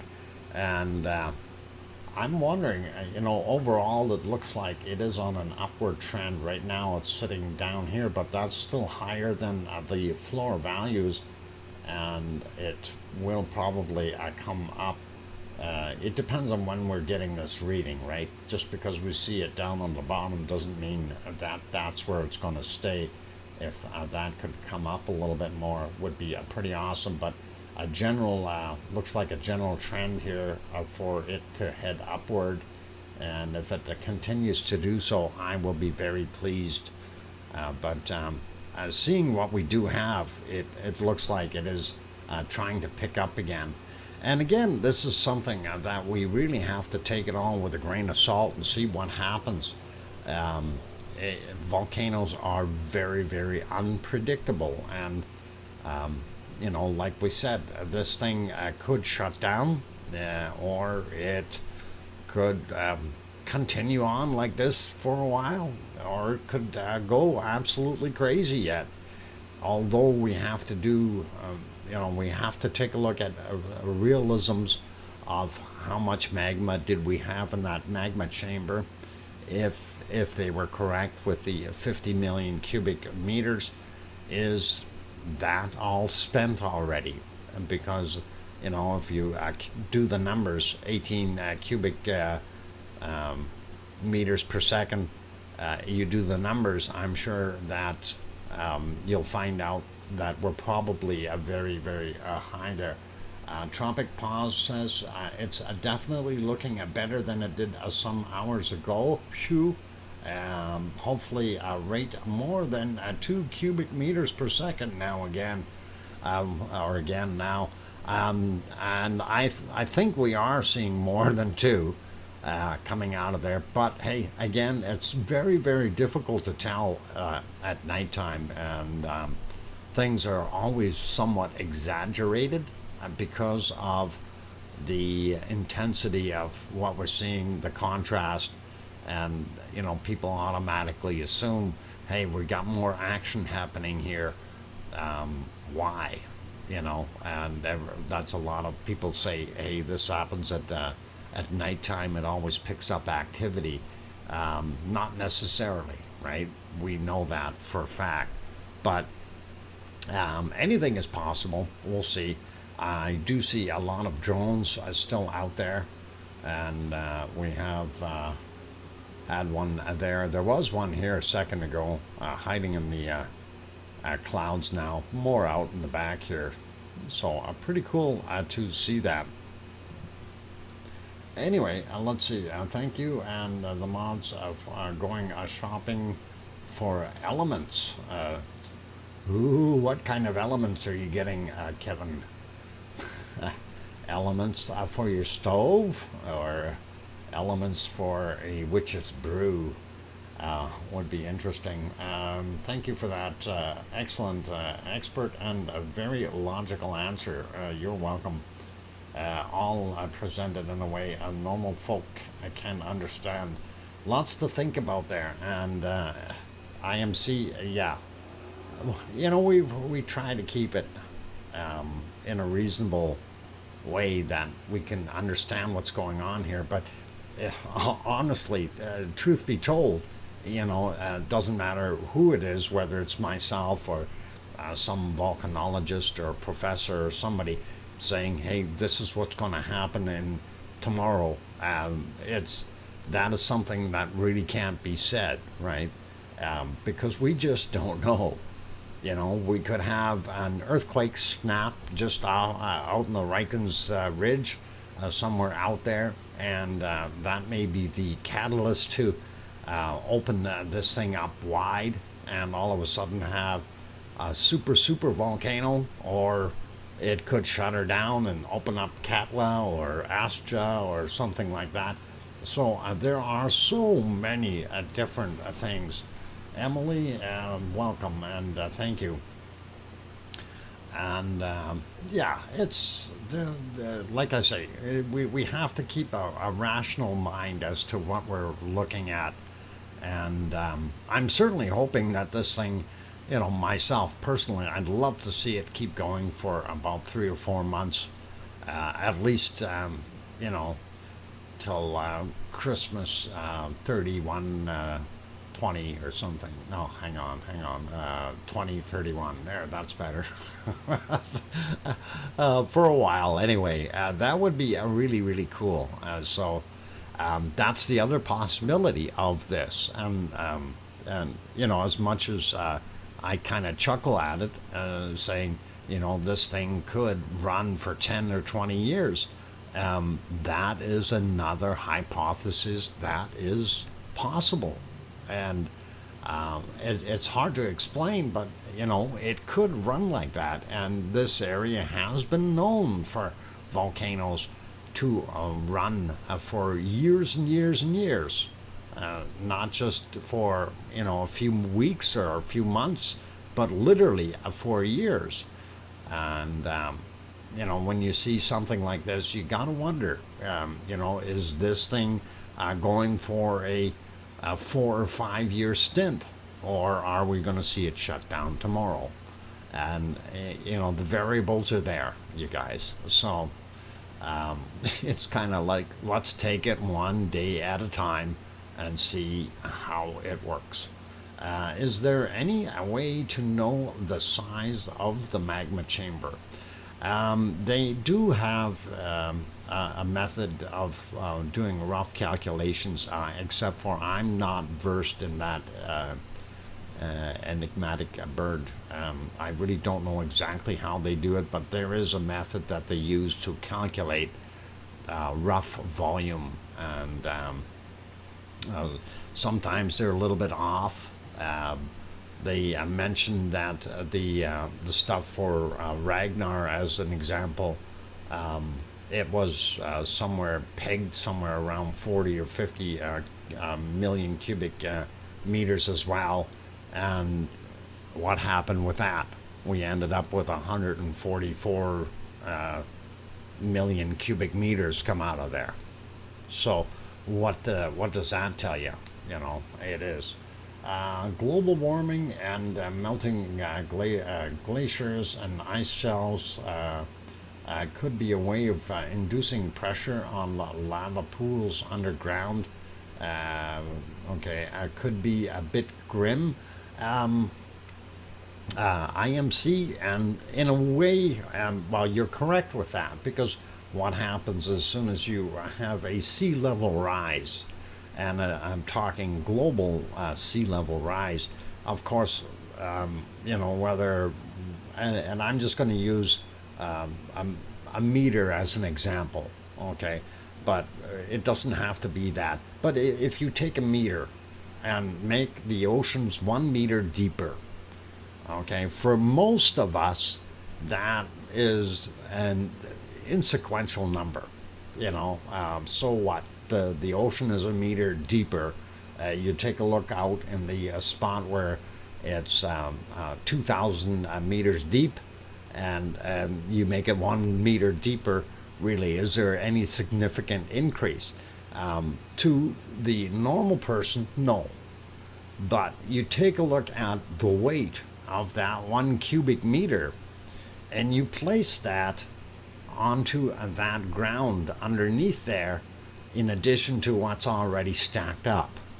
That exerts a lot more pressure on the tectonic plates, on the basically onto the lithosphere and causes it to move, and causes, of course, the material underneath it in the asthenosphere to shift and vary as well, because of the extra weight on the upper plate area. So yes, it has consequences. Everything does. Global warming is definitely something. Global climate increase or temperature increase with, the more water we've got laying in the oceans, the more tectonic action or plate movement we're going to see, because of pressure. I mean, that's pretty simple. You put weight on something, yeah, it's going to happen. It's definitely one of those things. Back just in time for a dinner to give a thumbs up. Thanks, Lizoid. I appreciate that. And that is pretty cool, pretty awesome. Anyway, I've talked right through another possible break here, and what we will do is after the break, we'll see if we can do a little bit of popping around looking at earthquakes, as well as that's worldwide earthquakes, as well as having another quick peek here to see where that harmonic tremor chart is heading, and also do a quick weather run. So all good, and that would be pretty awesome. And for right now, though, I think I'll throw it back on the multi-screen, and we'll see how that looks. And that was pretty brilliant and colorful, and definitely looks ominous, spooky, scary. Anyway, I'll leave it there, you guys. I'm going to go take a break. I will be back in about 5 minutes. Keep smiling, be nice, don't play in the lava. And if you have not yet hit that thumbs up button, we are only 9 away from getting to our target of 200 today. So please give that a thumbs up, a quick shot if you haven't done so already. Also, if you're new and you want to chat and you didn't pop in there yet, please hit that subscribe button. That way, also hit that bell notification. That way you know when we're on. That would be great. All right, you guys, I'm your host, DrFox2000, here in Edmonton, Alberta, Canada. I will be back in about 5 minutes or so. Keep smiling and be good. Try not to grab any lava. And it's hot stuff. Unless you got the right tools and equipment, guys. Gloves, safety first. I'll be back.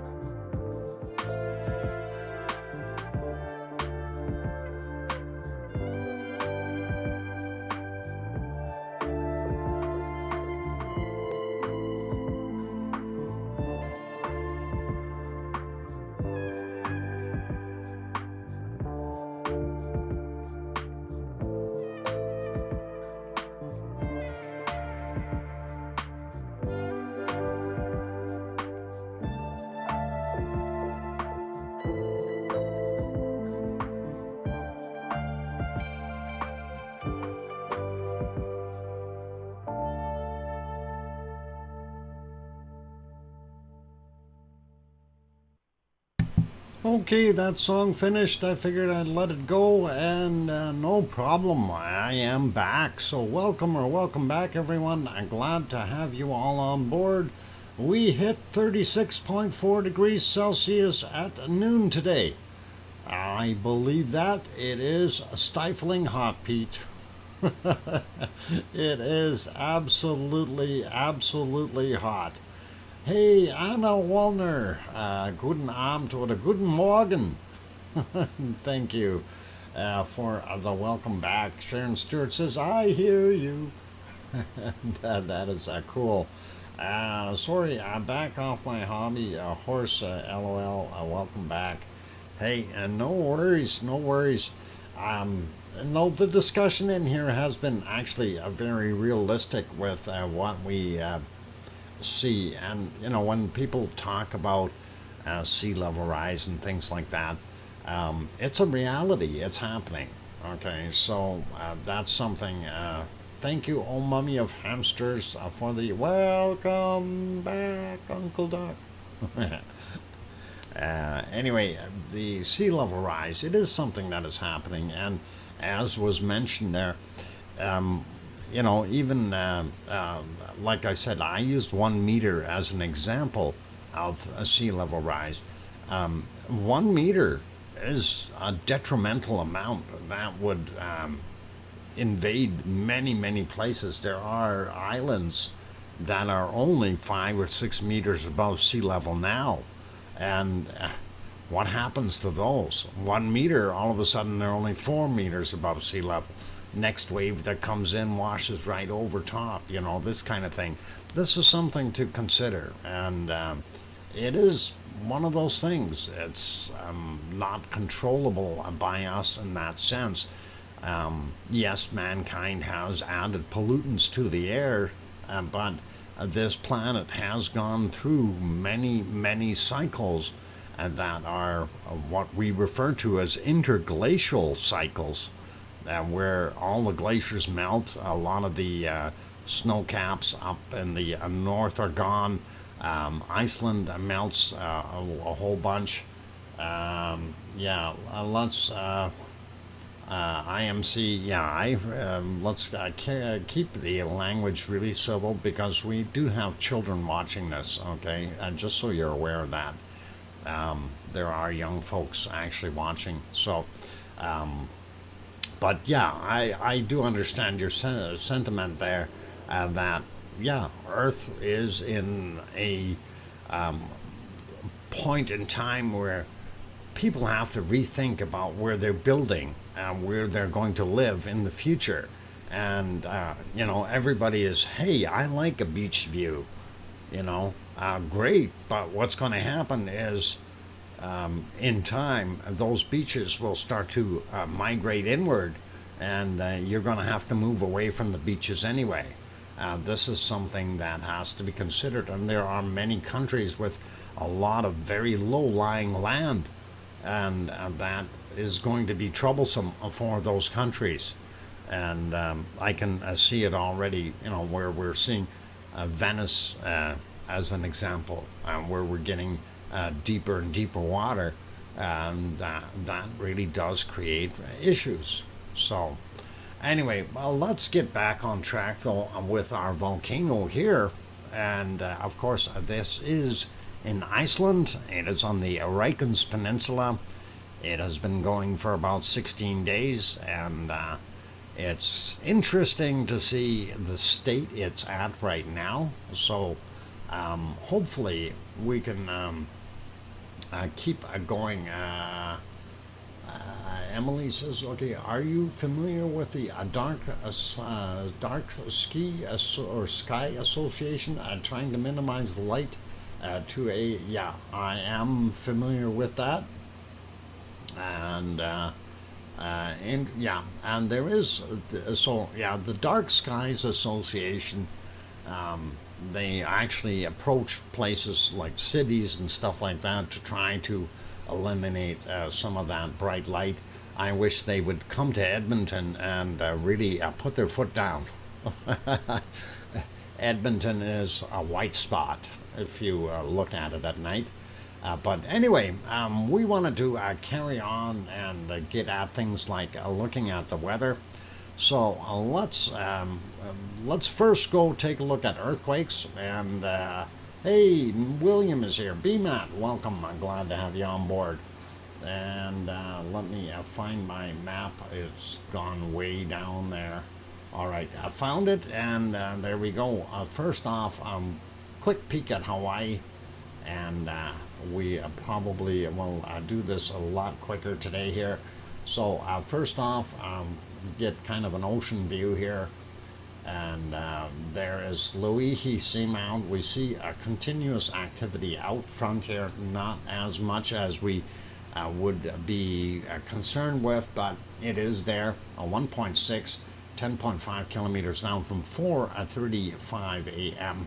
As we move in closer to the shore, to the Pahala area, we do see some quakes here. 1.8 happened today at 13:40, and this guy over here from yesterday, 22:47.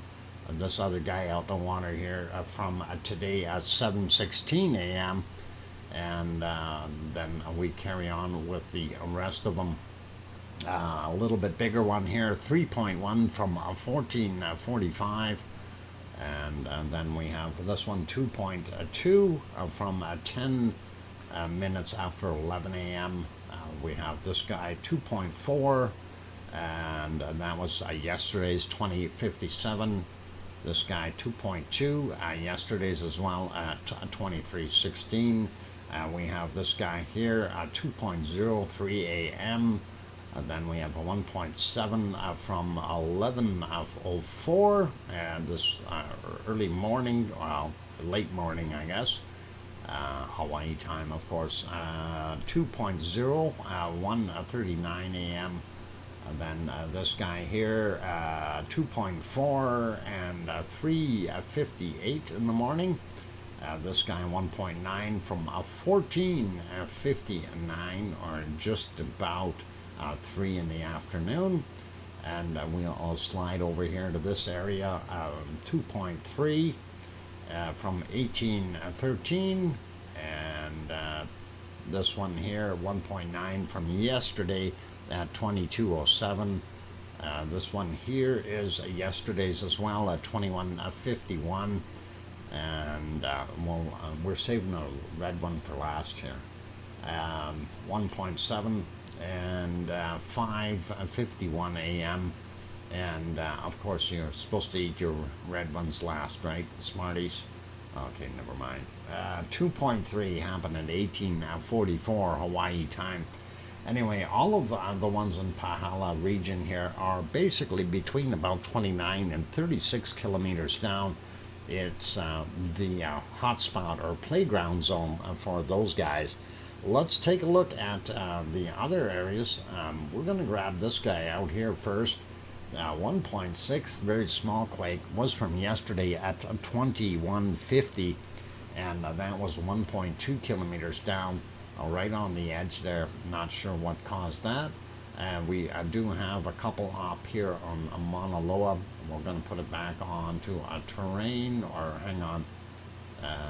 We want satellite, I think. There we go. That's better.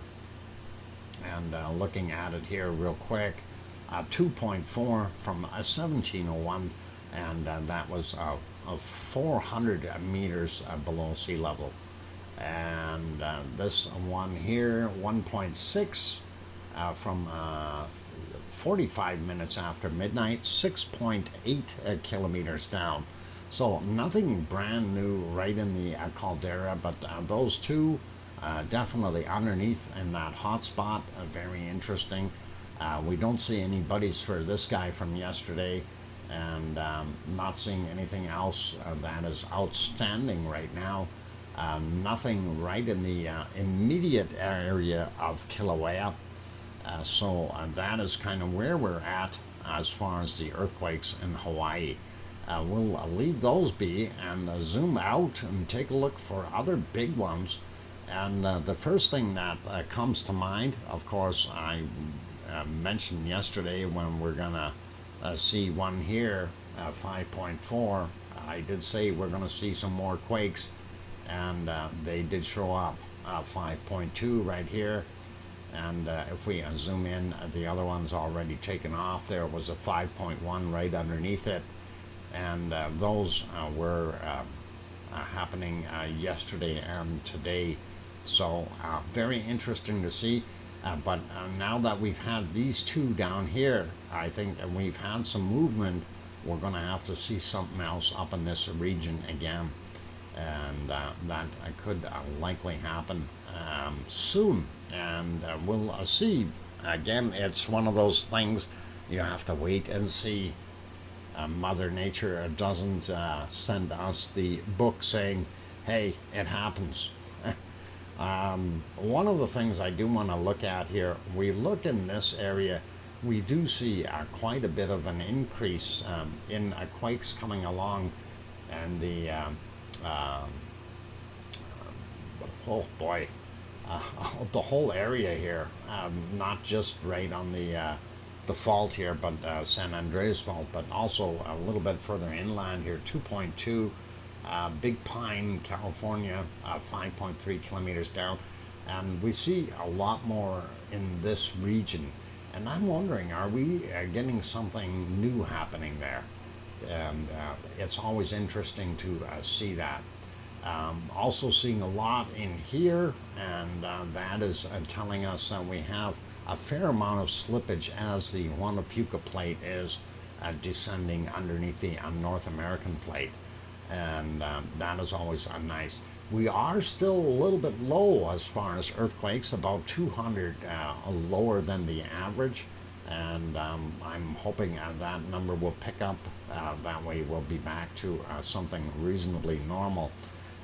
We do see this little stack right here, and it had another one here, 4.6, 50 kilometers down from 1236 today. And that is kind of the disputed islands are close to Japan, but it's part of the Kamchatka Peninsula. And speaking of which, there's one there, 4.5 on the Kamchatka itself. And again, this whole area here subducting underneath this plate and that plate. So it's kind of a double whammy here. This is being uplifted along this edge as well as this area in here, so pretty cool. Sliding down a little bit more, I wanted to look at the Philippines, bottom end of the Philippines, or middle, whatever you want to call it here, 4.6, 36 kilometers down from 1322, and then we also had another small one, 4.4, not that big of a quake. Another one down here, 4.6, 122 kilometers down, 1217 their time is when that happened. I'm not seeing too much else there. We do have a quake here in India, and of course that Indian plate is subducting underneath the Eurasian plate, making the Himalayas taller. So that is kind of what we've got there for earthquakes. Pardon me. I'm going to have a quick look here at the Canary Islands, and we're refreshing to make sure we've got up-to-date stuff. And of course, we look at the Canary Islands in general. We do see some interesting ones here. This one, 2.2 and 19 kilometers down. That was from the 17th, so a couple days back. But if we zoom into La Palma, we did have a bunch in La Palma, and it's kind of weird sometimes when you're looking at these.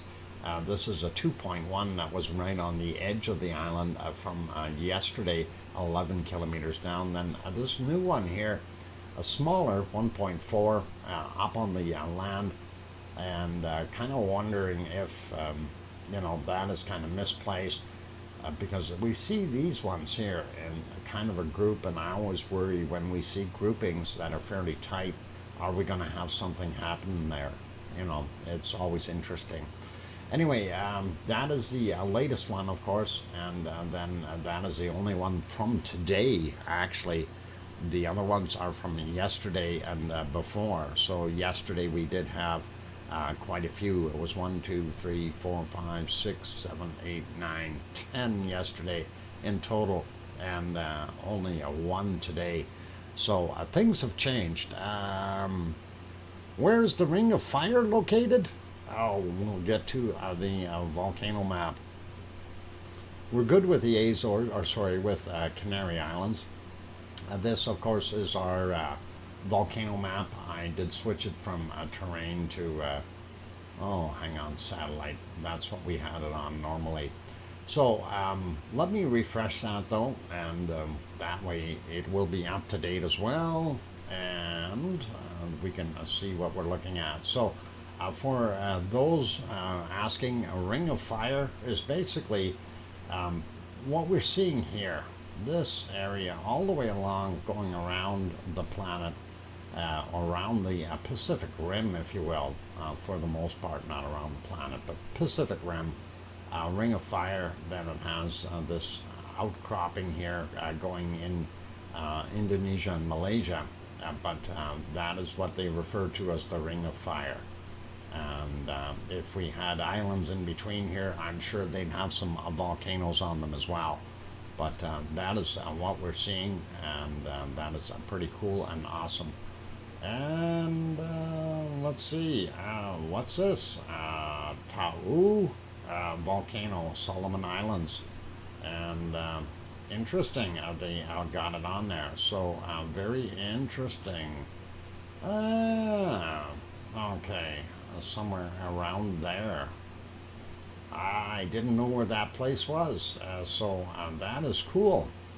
That is a new addition, you guys, and that is pretty neat. What? Just out of interest, are there ever any earthquakes in Antarctica, or is it just that they're probably not detected? There are earthquakes on the edges that we know of, but as far as seeing a direct, further inland, I don't think there are any sensors there that can pick them up.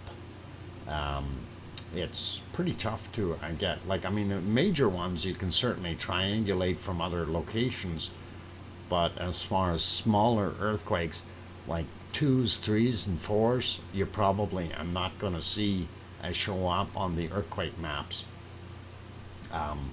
Like when we go down here, there's Erebus and that McMurdo station down here somewhere, and I don't ever see that many quakes going on down there, so it's pretty interesting to kind of question that, and I have to wonder myself, what kind of quakes are they getting down there, if any, or are they getting lots and we just don't know?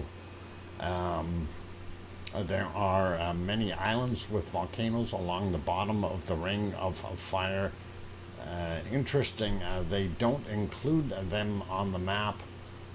Some are asleep though. And tropic ponds, yeah, that's the other thing. There's a lot that are quiet. And actually, it's kind of funny. Majority of the volcanoes are underwater on this planet. You've probably got, and I'm maybe off with this number, but it's 10-to-1 ratio for every one that you have above land or above water. You have 10 underneath the water. So that's something to bear in mind. And that is kind of an interesting little factoid, although many of them have not even been mapped out because the ocean hasn't been explored. It's just, hey, we know there's a hot spot. Yeah, there's some stuff going on there, but that is what it is. Only when all the penguins tap their toes, their happy feet. Yeah, I don't know. Anyway, let's carry on. We're going to get over to the weather eventually. I'm already over and due for another break here, so why don't we throw this back on our wonderful views here. We'll do the weather afterwards, It is Friday. I don't mind going a little bit longer. If you guys want to stick around, that would be really, really awesome and really cool of you. And I will continue with a little bit more. I see we hit our magic 200 number, which is really, really awesome. So, yep, going into some overtime. And yeah, for those good new people that haven't hit that a thumbs up, please do consider doing that. It does help us out. And I know there's many people in Europe who are probably starting to fall asleep. I understand that, and I don't have a problem if you're willing to or wanting to bow out. By all means, get some rest. I do encourage you to do that. And it is 7:38 here in Edmonton, so it would be pretty cool. Tropic Pause says, Noah says there are very few seismic stations in Antarctica, so they don't detect the small quakes very well. But the big ones, of course, yeah, the big ones, you can triangulate those from different locations, even Australia and places like that. Some of the other southerly islands and tip of South Africa, as well as down on the tip of South America. So pretty cool. Okay, you guys, no worries. Sorry, keyboard stuttering. No, don't worry about it. Oh, mummy of hamsters. Your keyboard is doing fine. While we're looking real quick, we see that lava pond or pool out in front of the volcano is starting to grow a little bit more, which is really nice. That's a good sign. And we are seeing more spatter and splatter coming out of that wonderful cone, and that is telling us our volume is up a little bit higher than what it was a few hours back. Anyway, I'm going to go take another few minutes of a break, and then we'll come back and do weather, and it's going to end up being a 4-hour stream here anyway, so not a problem. Be good, everyone. Play nice in the lava, and I will be back in a little while. And we'll throw some music on. Don't go away. Hit the like button. I'll be back.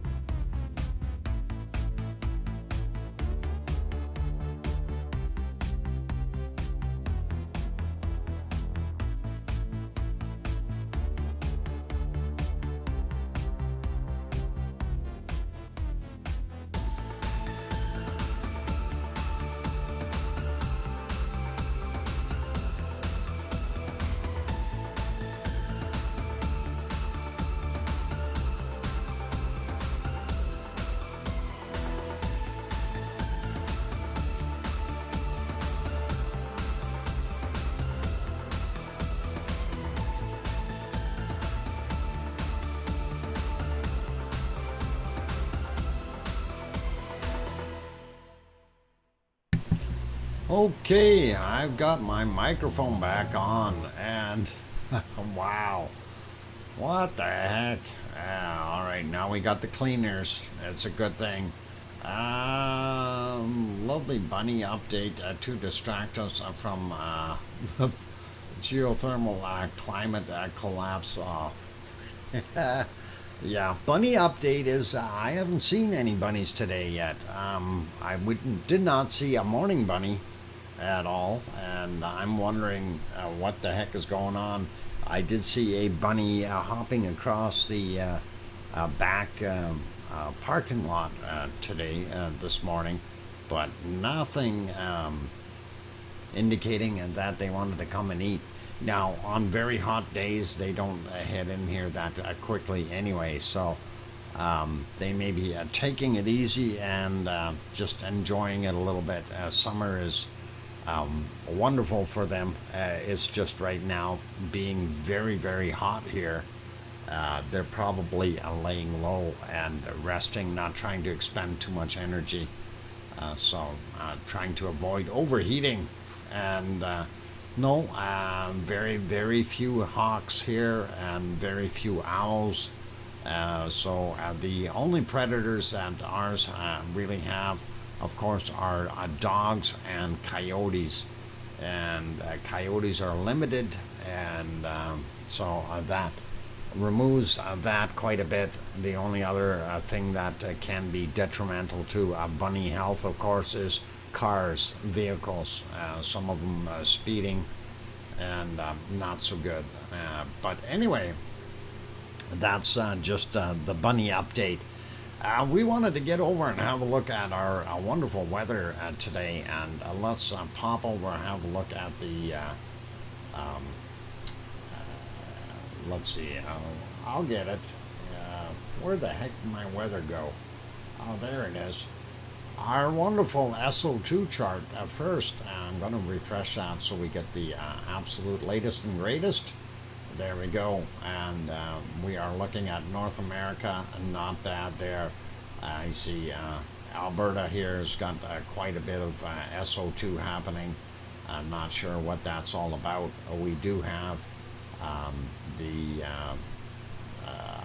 plants that are out here in Grand Cache throwing out some material, as well as Edmonton and Grand Prairie as well, and Fort McMurray has a refinery.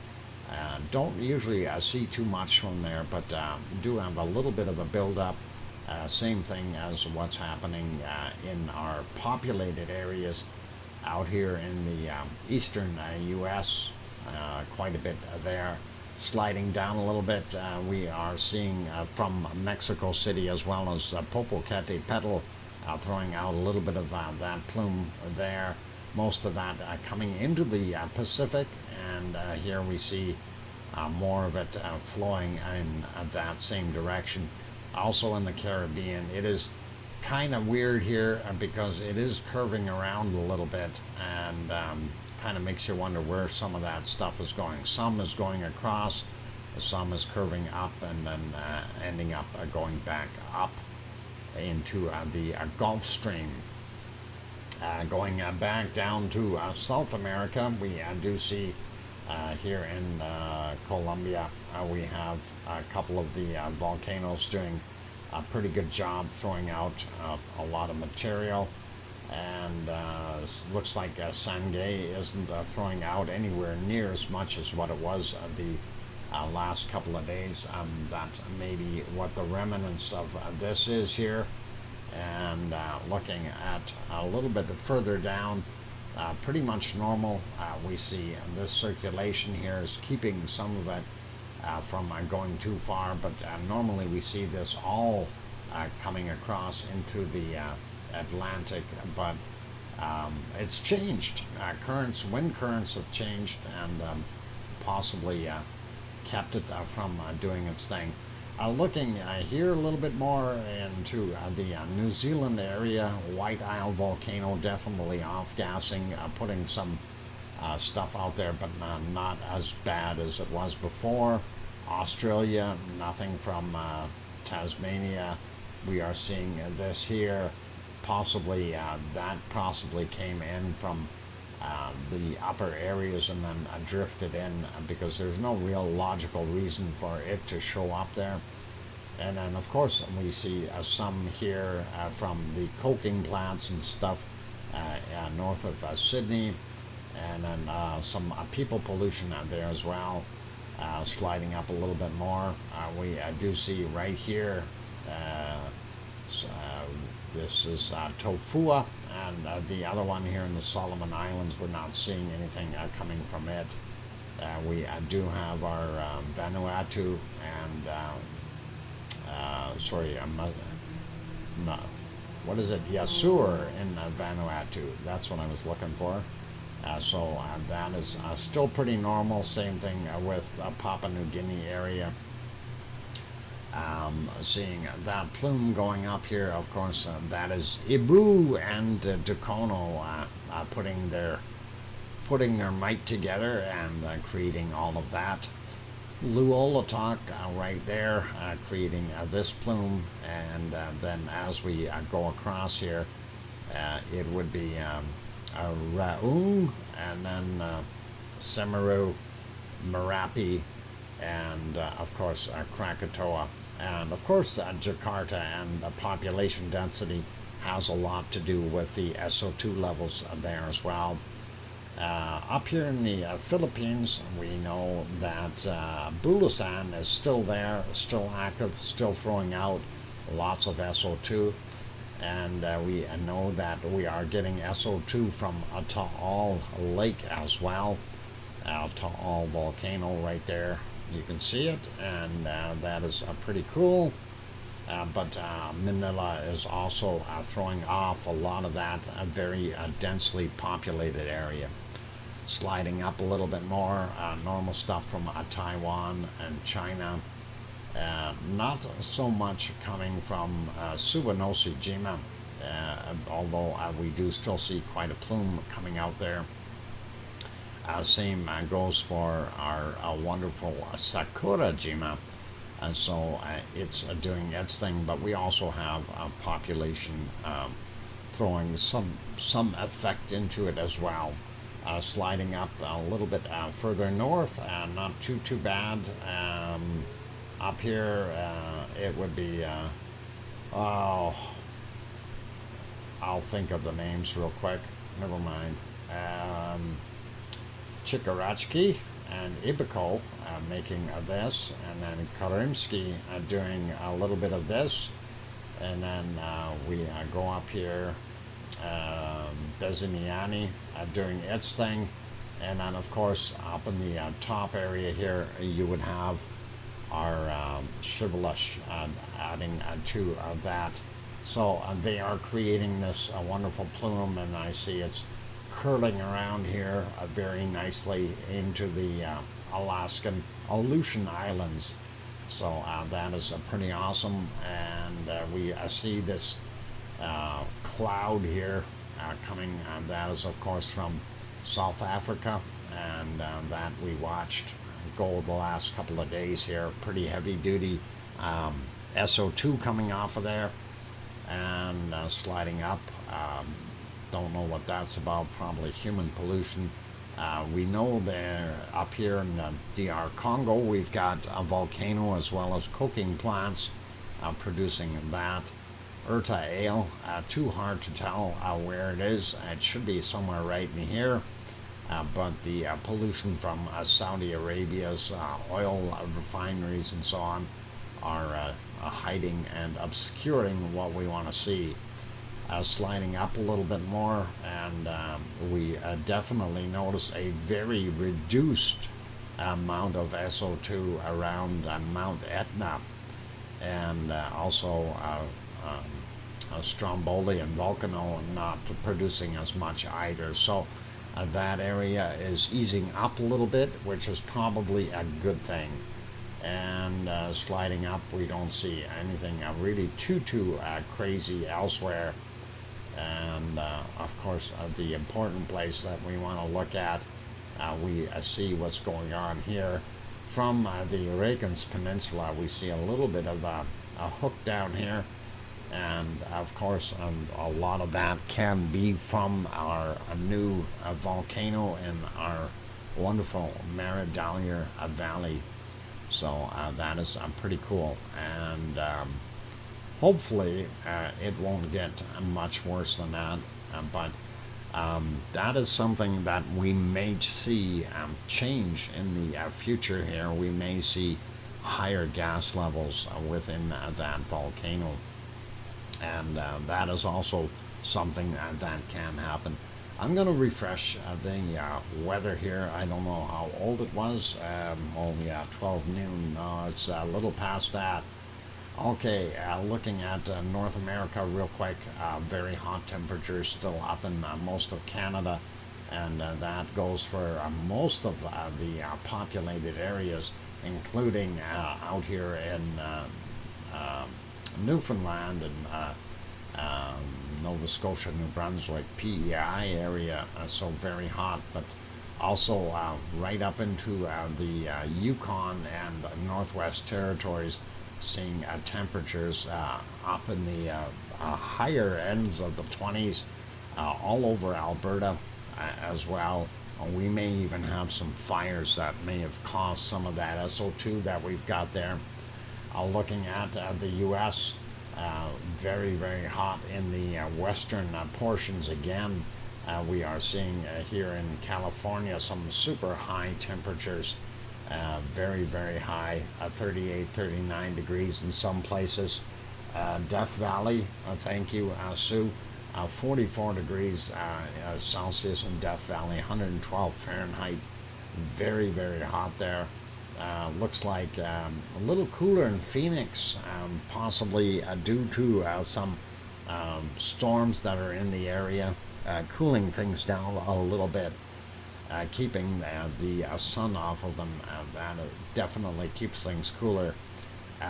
Texas doesn't look quite as hot as it was yesterday, and also our central region up here a little bit cooler. But still some pretty awesomely nice temperatures for them. Nobody's going to freeze, that's for sure. Looking at what we see here on the Florida areas, 28, 29, 30 for the most part. Same thing with a lot of these other island nations out here. Going up, Georgia looks pretty warm, going up a little bit more here. All the way up into New York, 24, 25 degrees, all the way up to Boston, showing 24 degrees as well. That's quite warm for those areas, so very nice in North America. Yeah, I see that. They found us. And they subscribed, and we will have to crank it up here. Just for the end of the show, I'm gonna move it up to 5 minutes, and if they try again, they're just gonna have to wait a little bit longer. So sorry for doing that, but that is important. And let's zoom out here, looking at South America. Not bad. A little bit. There's our cool off line today. Looks like Sao Paulo, and just on the edge of the warm and cool stuff. Rio de Janeiro still at 16, but a lot cooler in Sao Paulo, down to 8. So a big difference in temperatures there. But the Amazon itself still holding some nice heat. Sliding down into the bottom area here. By the way, meant to ask, is that fan too loud? I put it on the higher speed, and I just needed to do that. It was just way too hot in here. I hope you guys aren't hearing it too badly. Anyway, sliding over, I can turn that fan down if it helps. You can't hear it? Okay, Sue, thanks. Looking at a little bit warmer temperatures in New Zealand today. Southern Island a lot warmer than what it was. Northern Island is getting doing a pretty good job.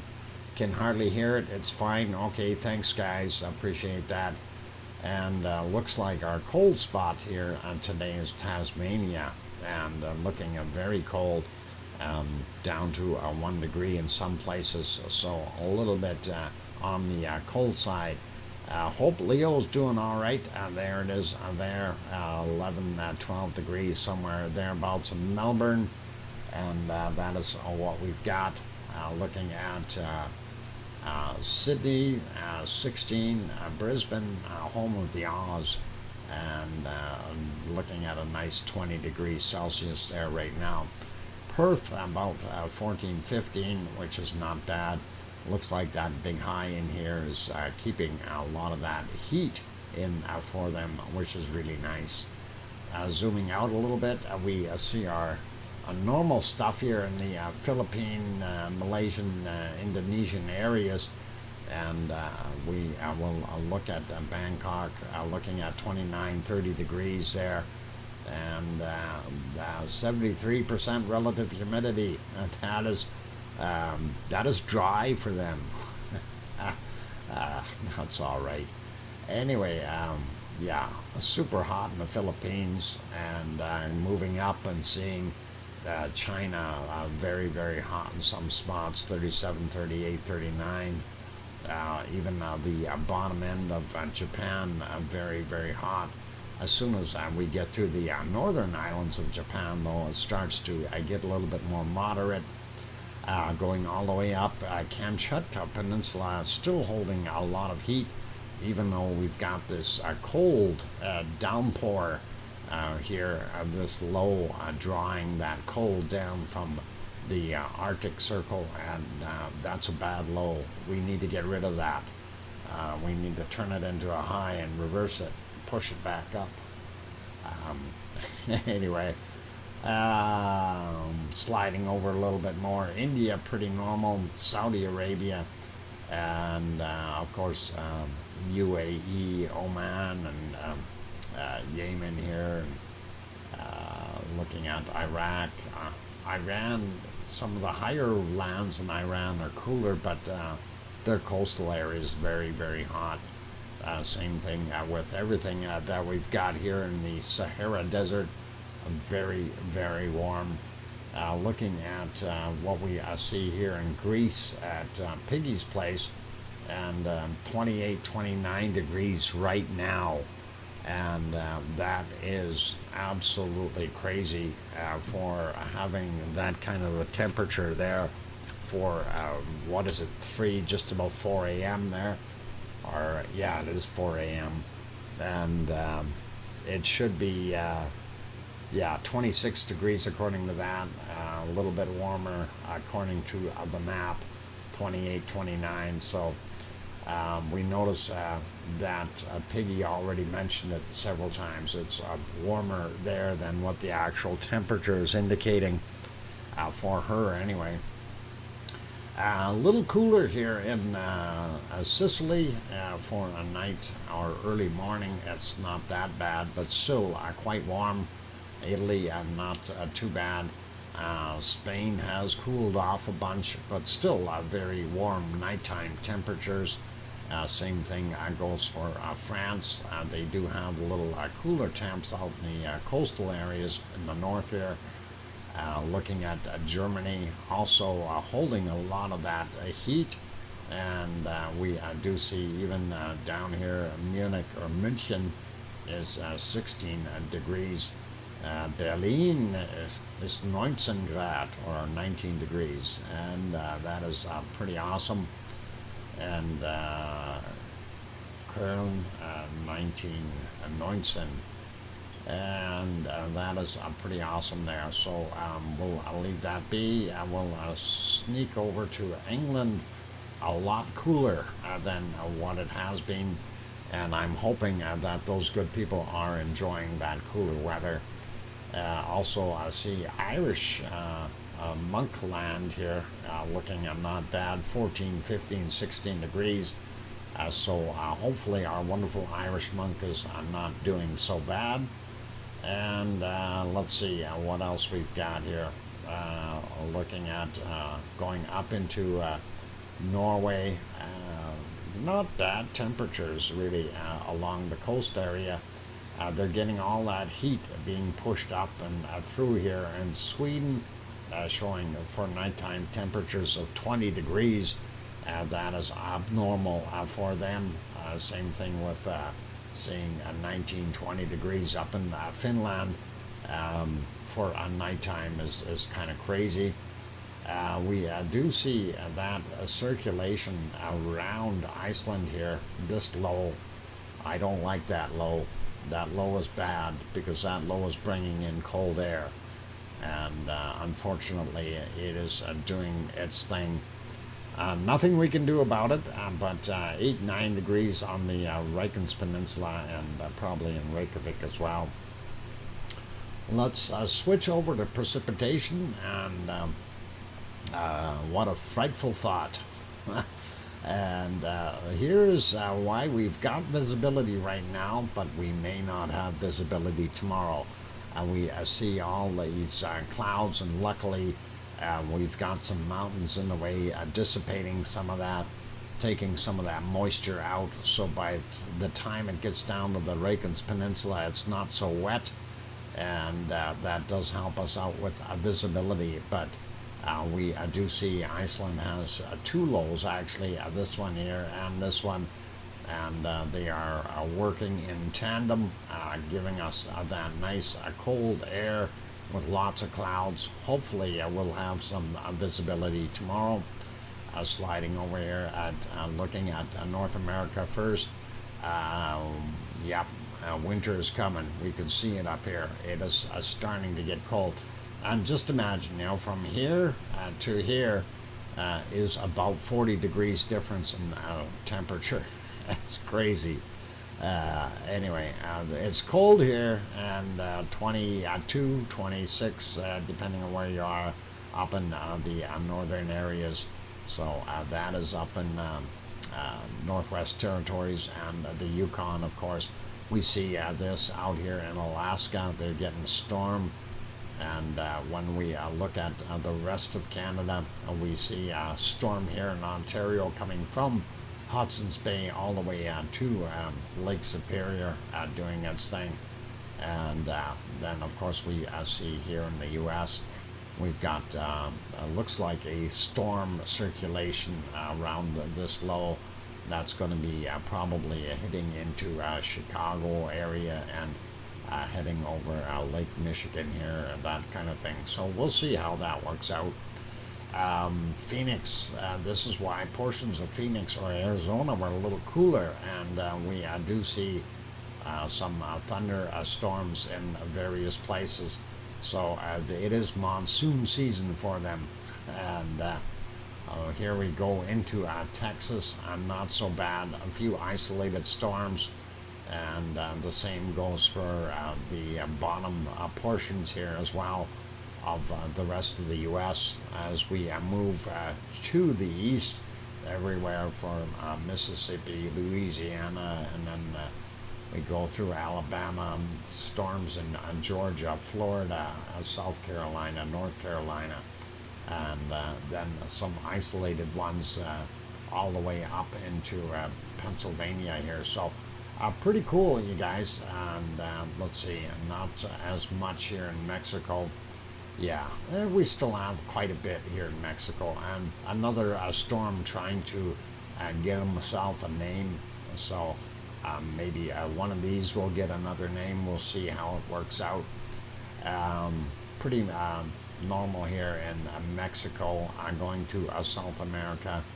The warmer portions of the Amazon here are showing some storms, not so bad.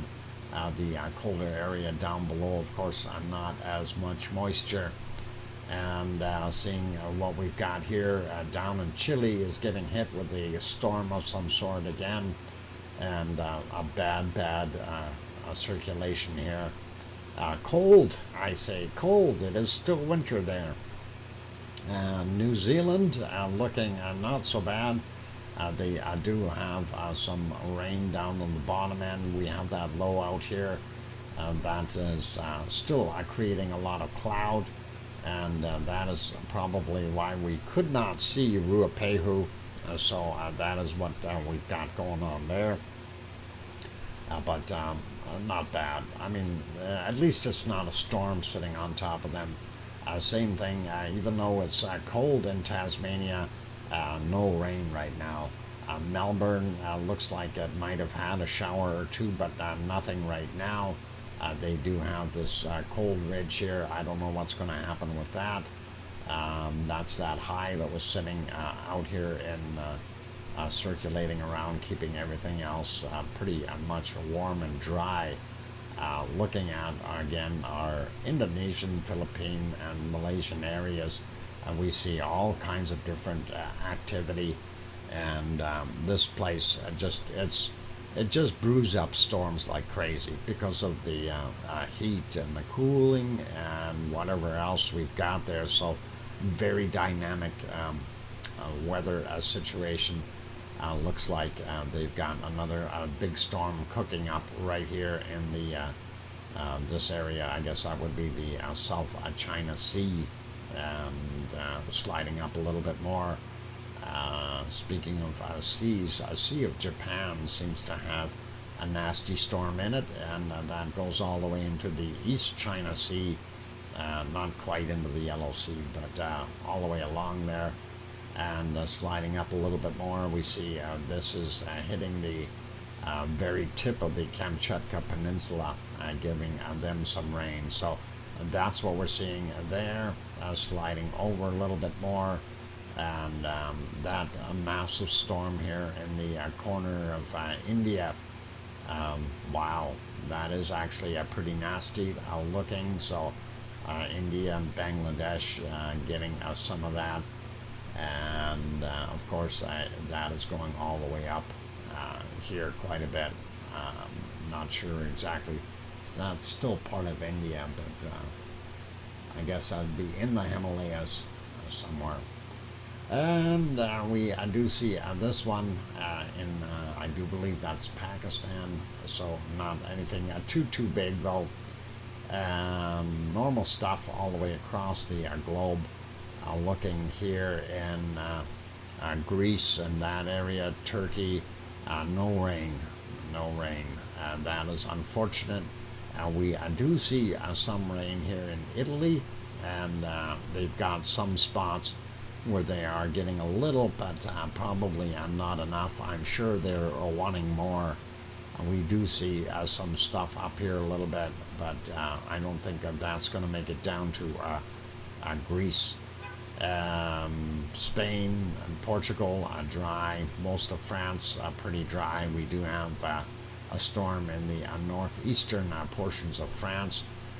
Germany looks like about half the country is, well, maybe a third of it is not getting anything right now. But that storm, I watched it this morning. It was sitting over the Netherlands and Belgium here, and it moved in, and that, of course, was affecting Yvonne Kunkel's house, and she was hoping for rain.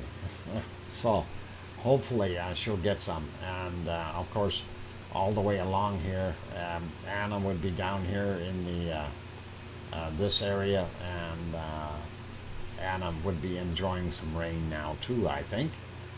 Sliding up a little bit more, let's take a look at Norway and Sweden and Finland. So Norway, not bad. Sweden has got a lot of rain happening in the southern portion of their country, so probably good. They need it. Same thing with up here in Finland. That water is always nice. Looking at what's hitting England, and we see a little bit of rain in Wales, but not the rest of it. I know they want some rain down in the bottom end here, and I don't blame them. It's awful dry. We do see this here, and if that makes its way over, that might produce enough to push a little bit of rain in there.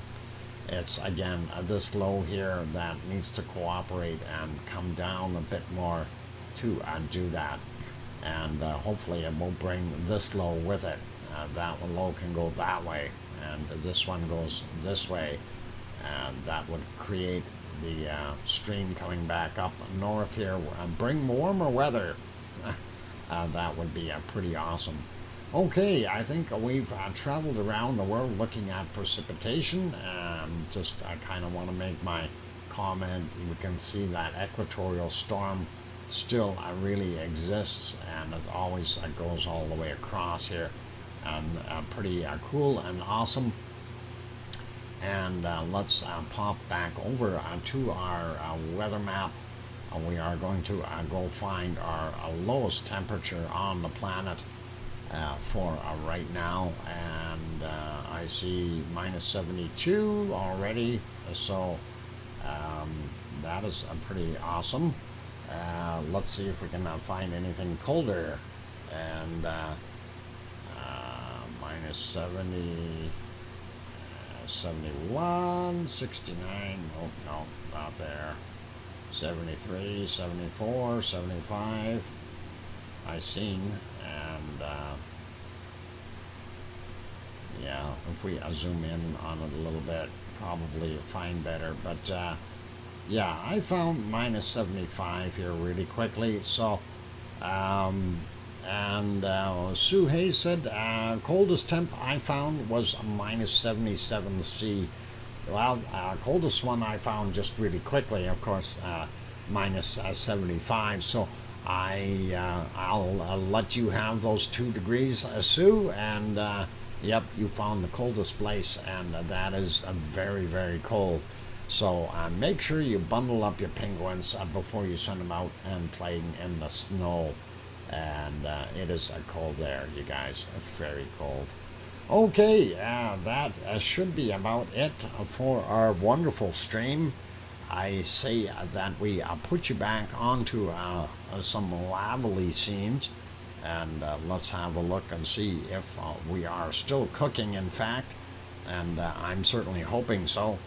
And yep, it looks like that volcano is still working, and nobody turned it off while we were gone. And mega chilly, yeah, mega chilly.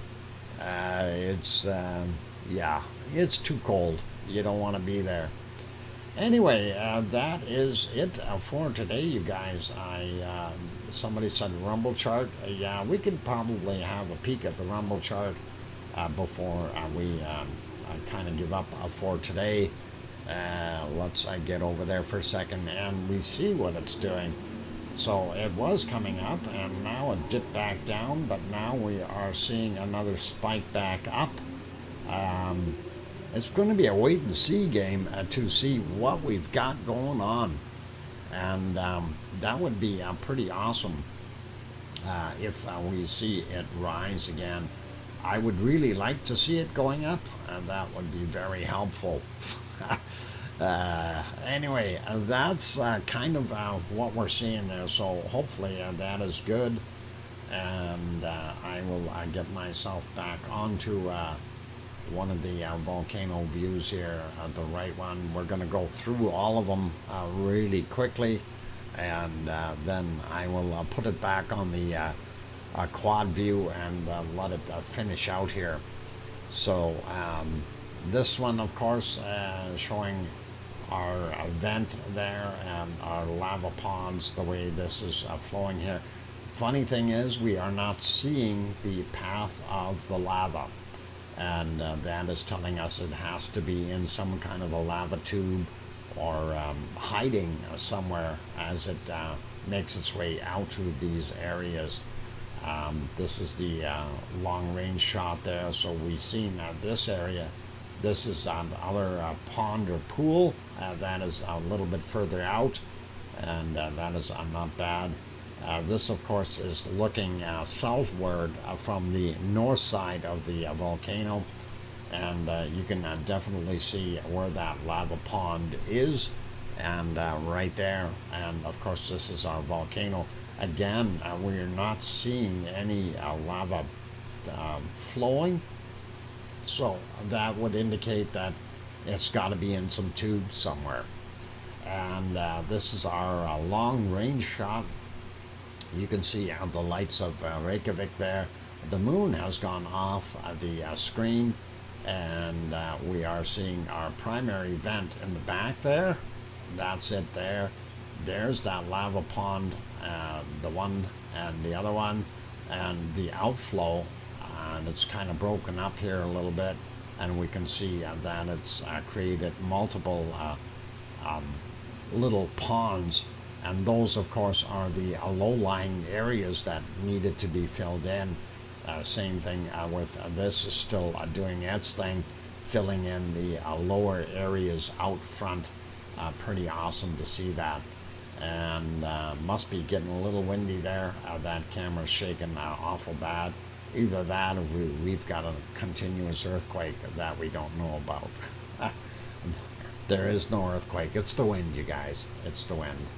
Anyway, that is the primary vent, and we do see some lavally material continuing to come out of it. So as long as the fire stays hot and we keep seeing the sparks come up, we are good to go for a while. So yeah, that smoke is pretty awesome too, and pretty wild to see. Okay, you guys, that is it for today's stream. I'm going to put that back onto that one so we have our multi-views there, and that should be good.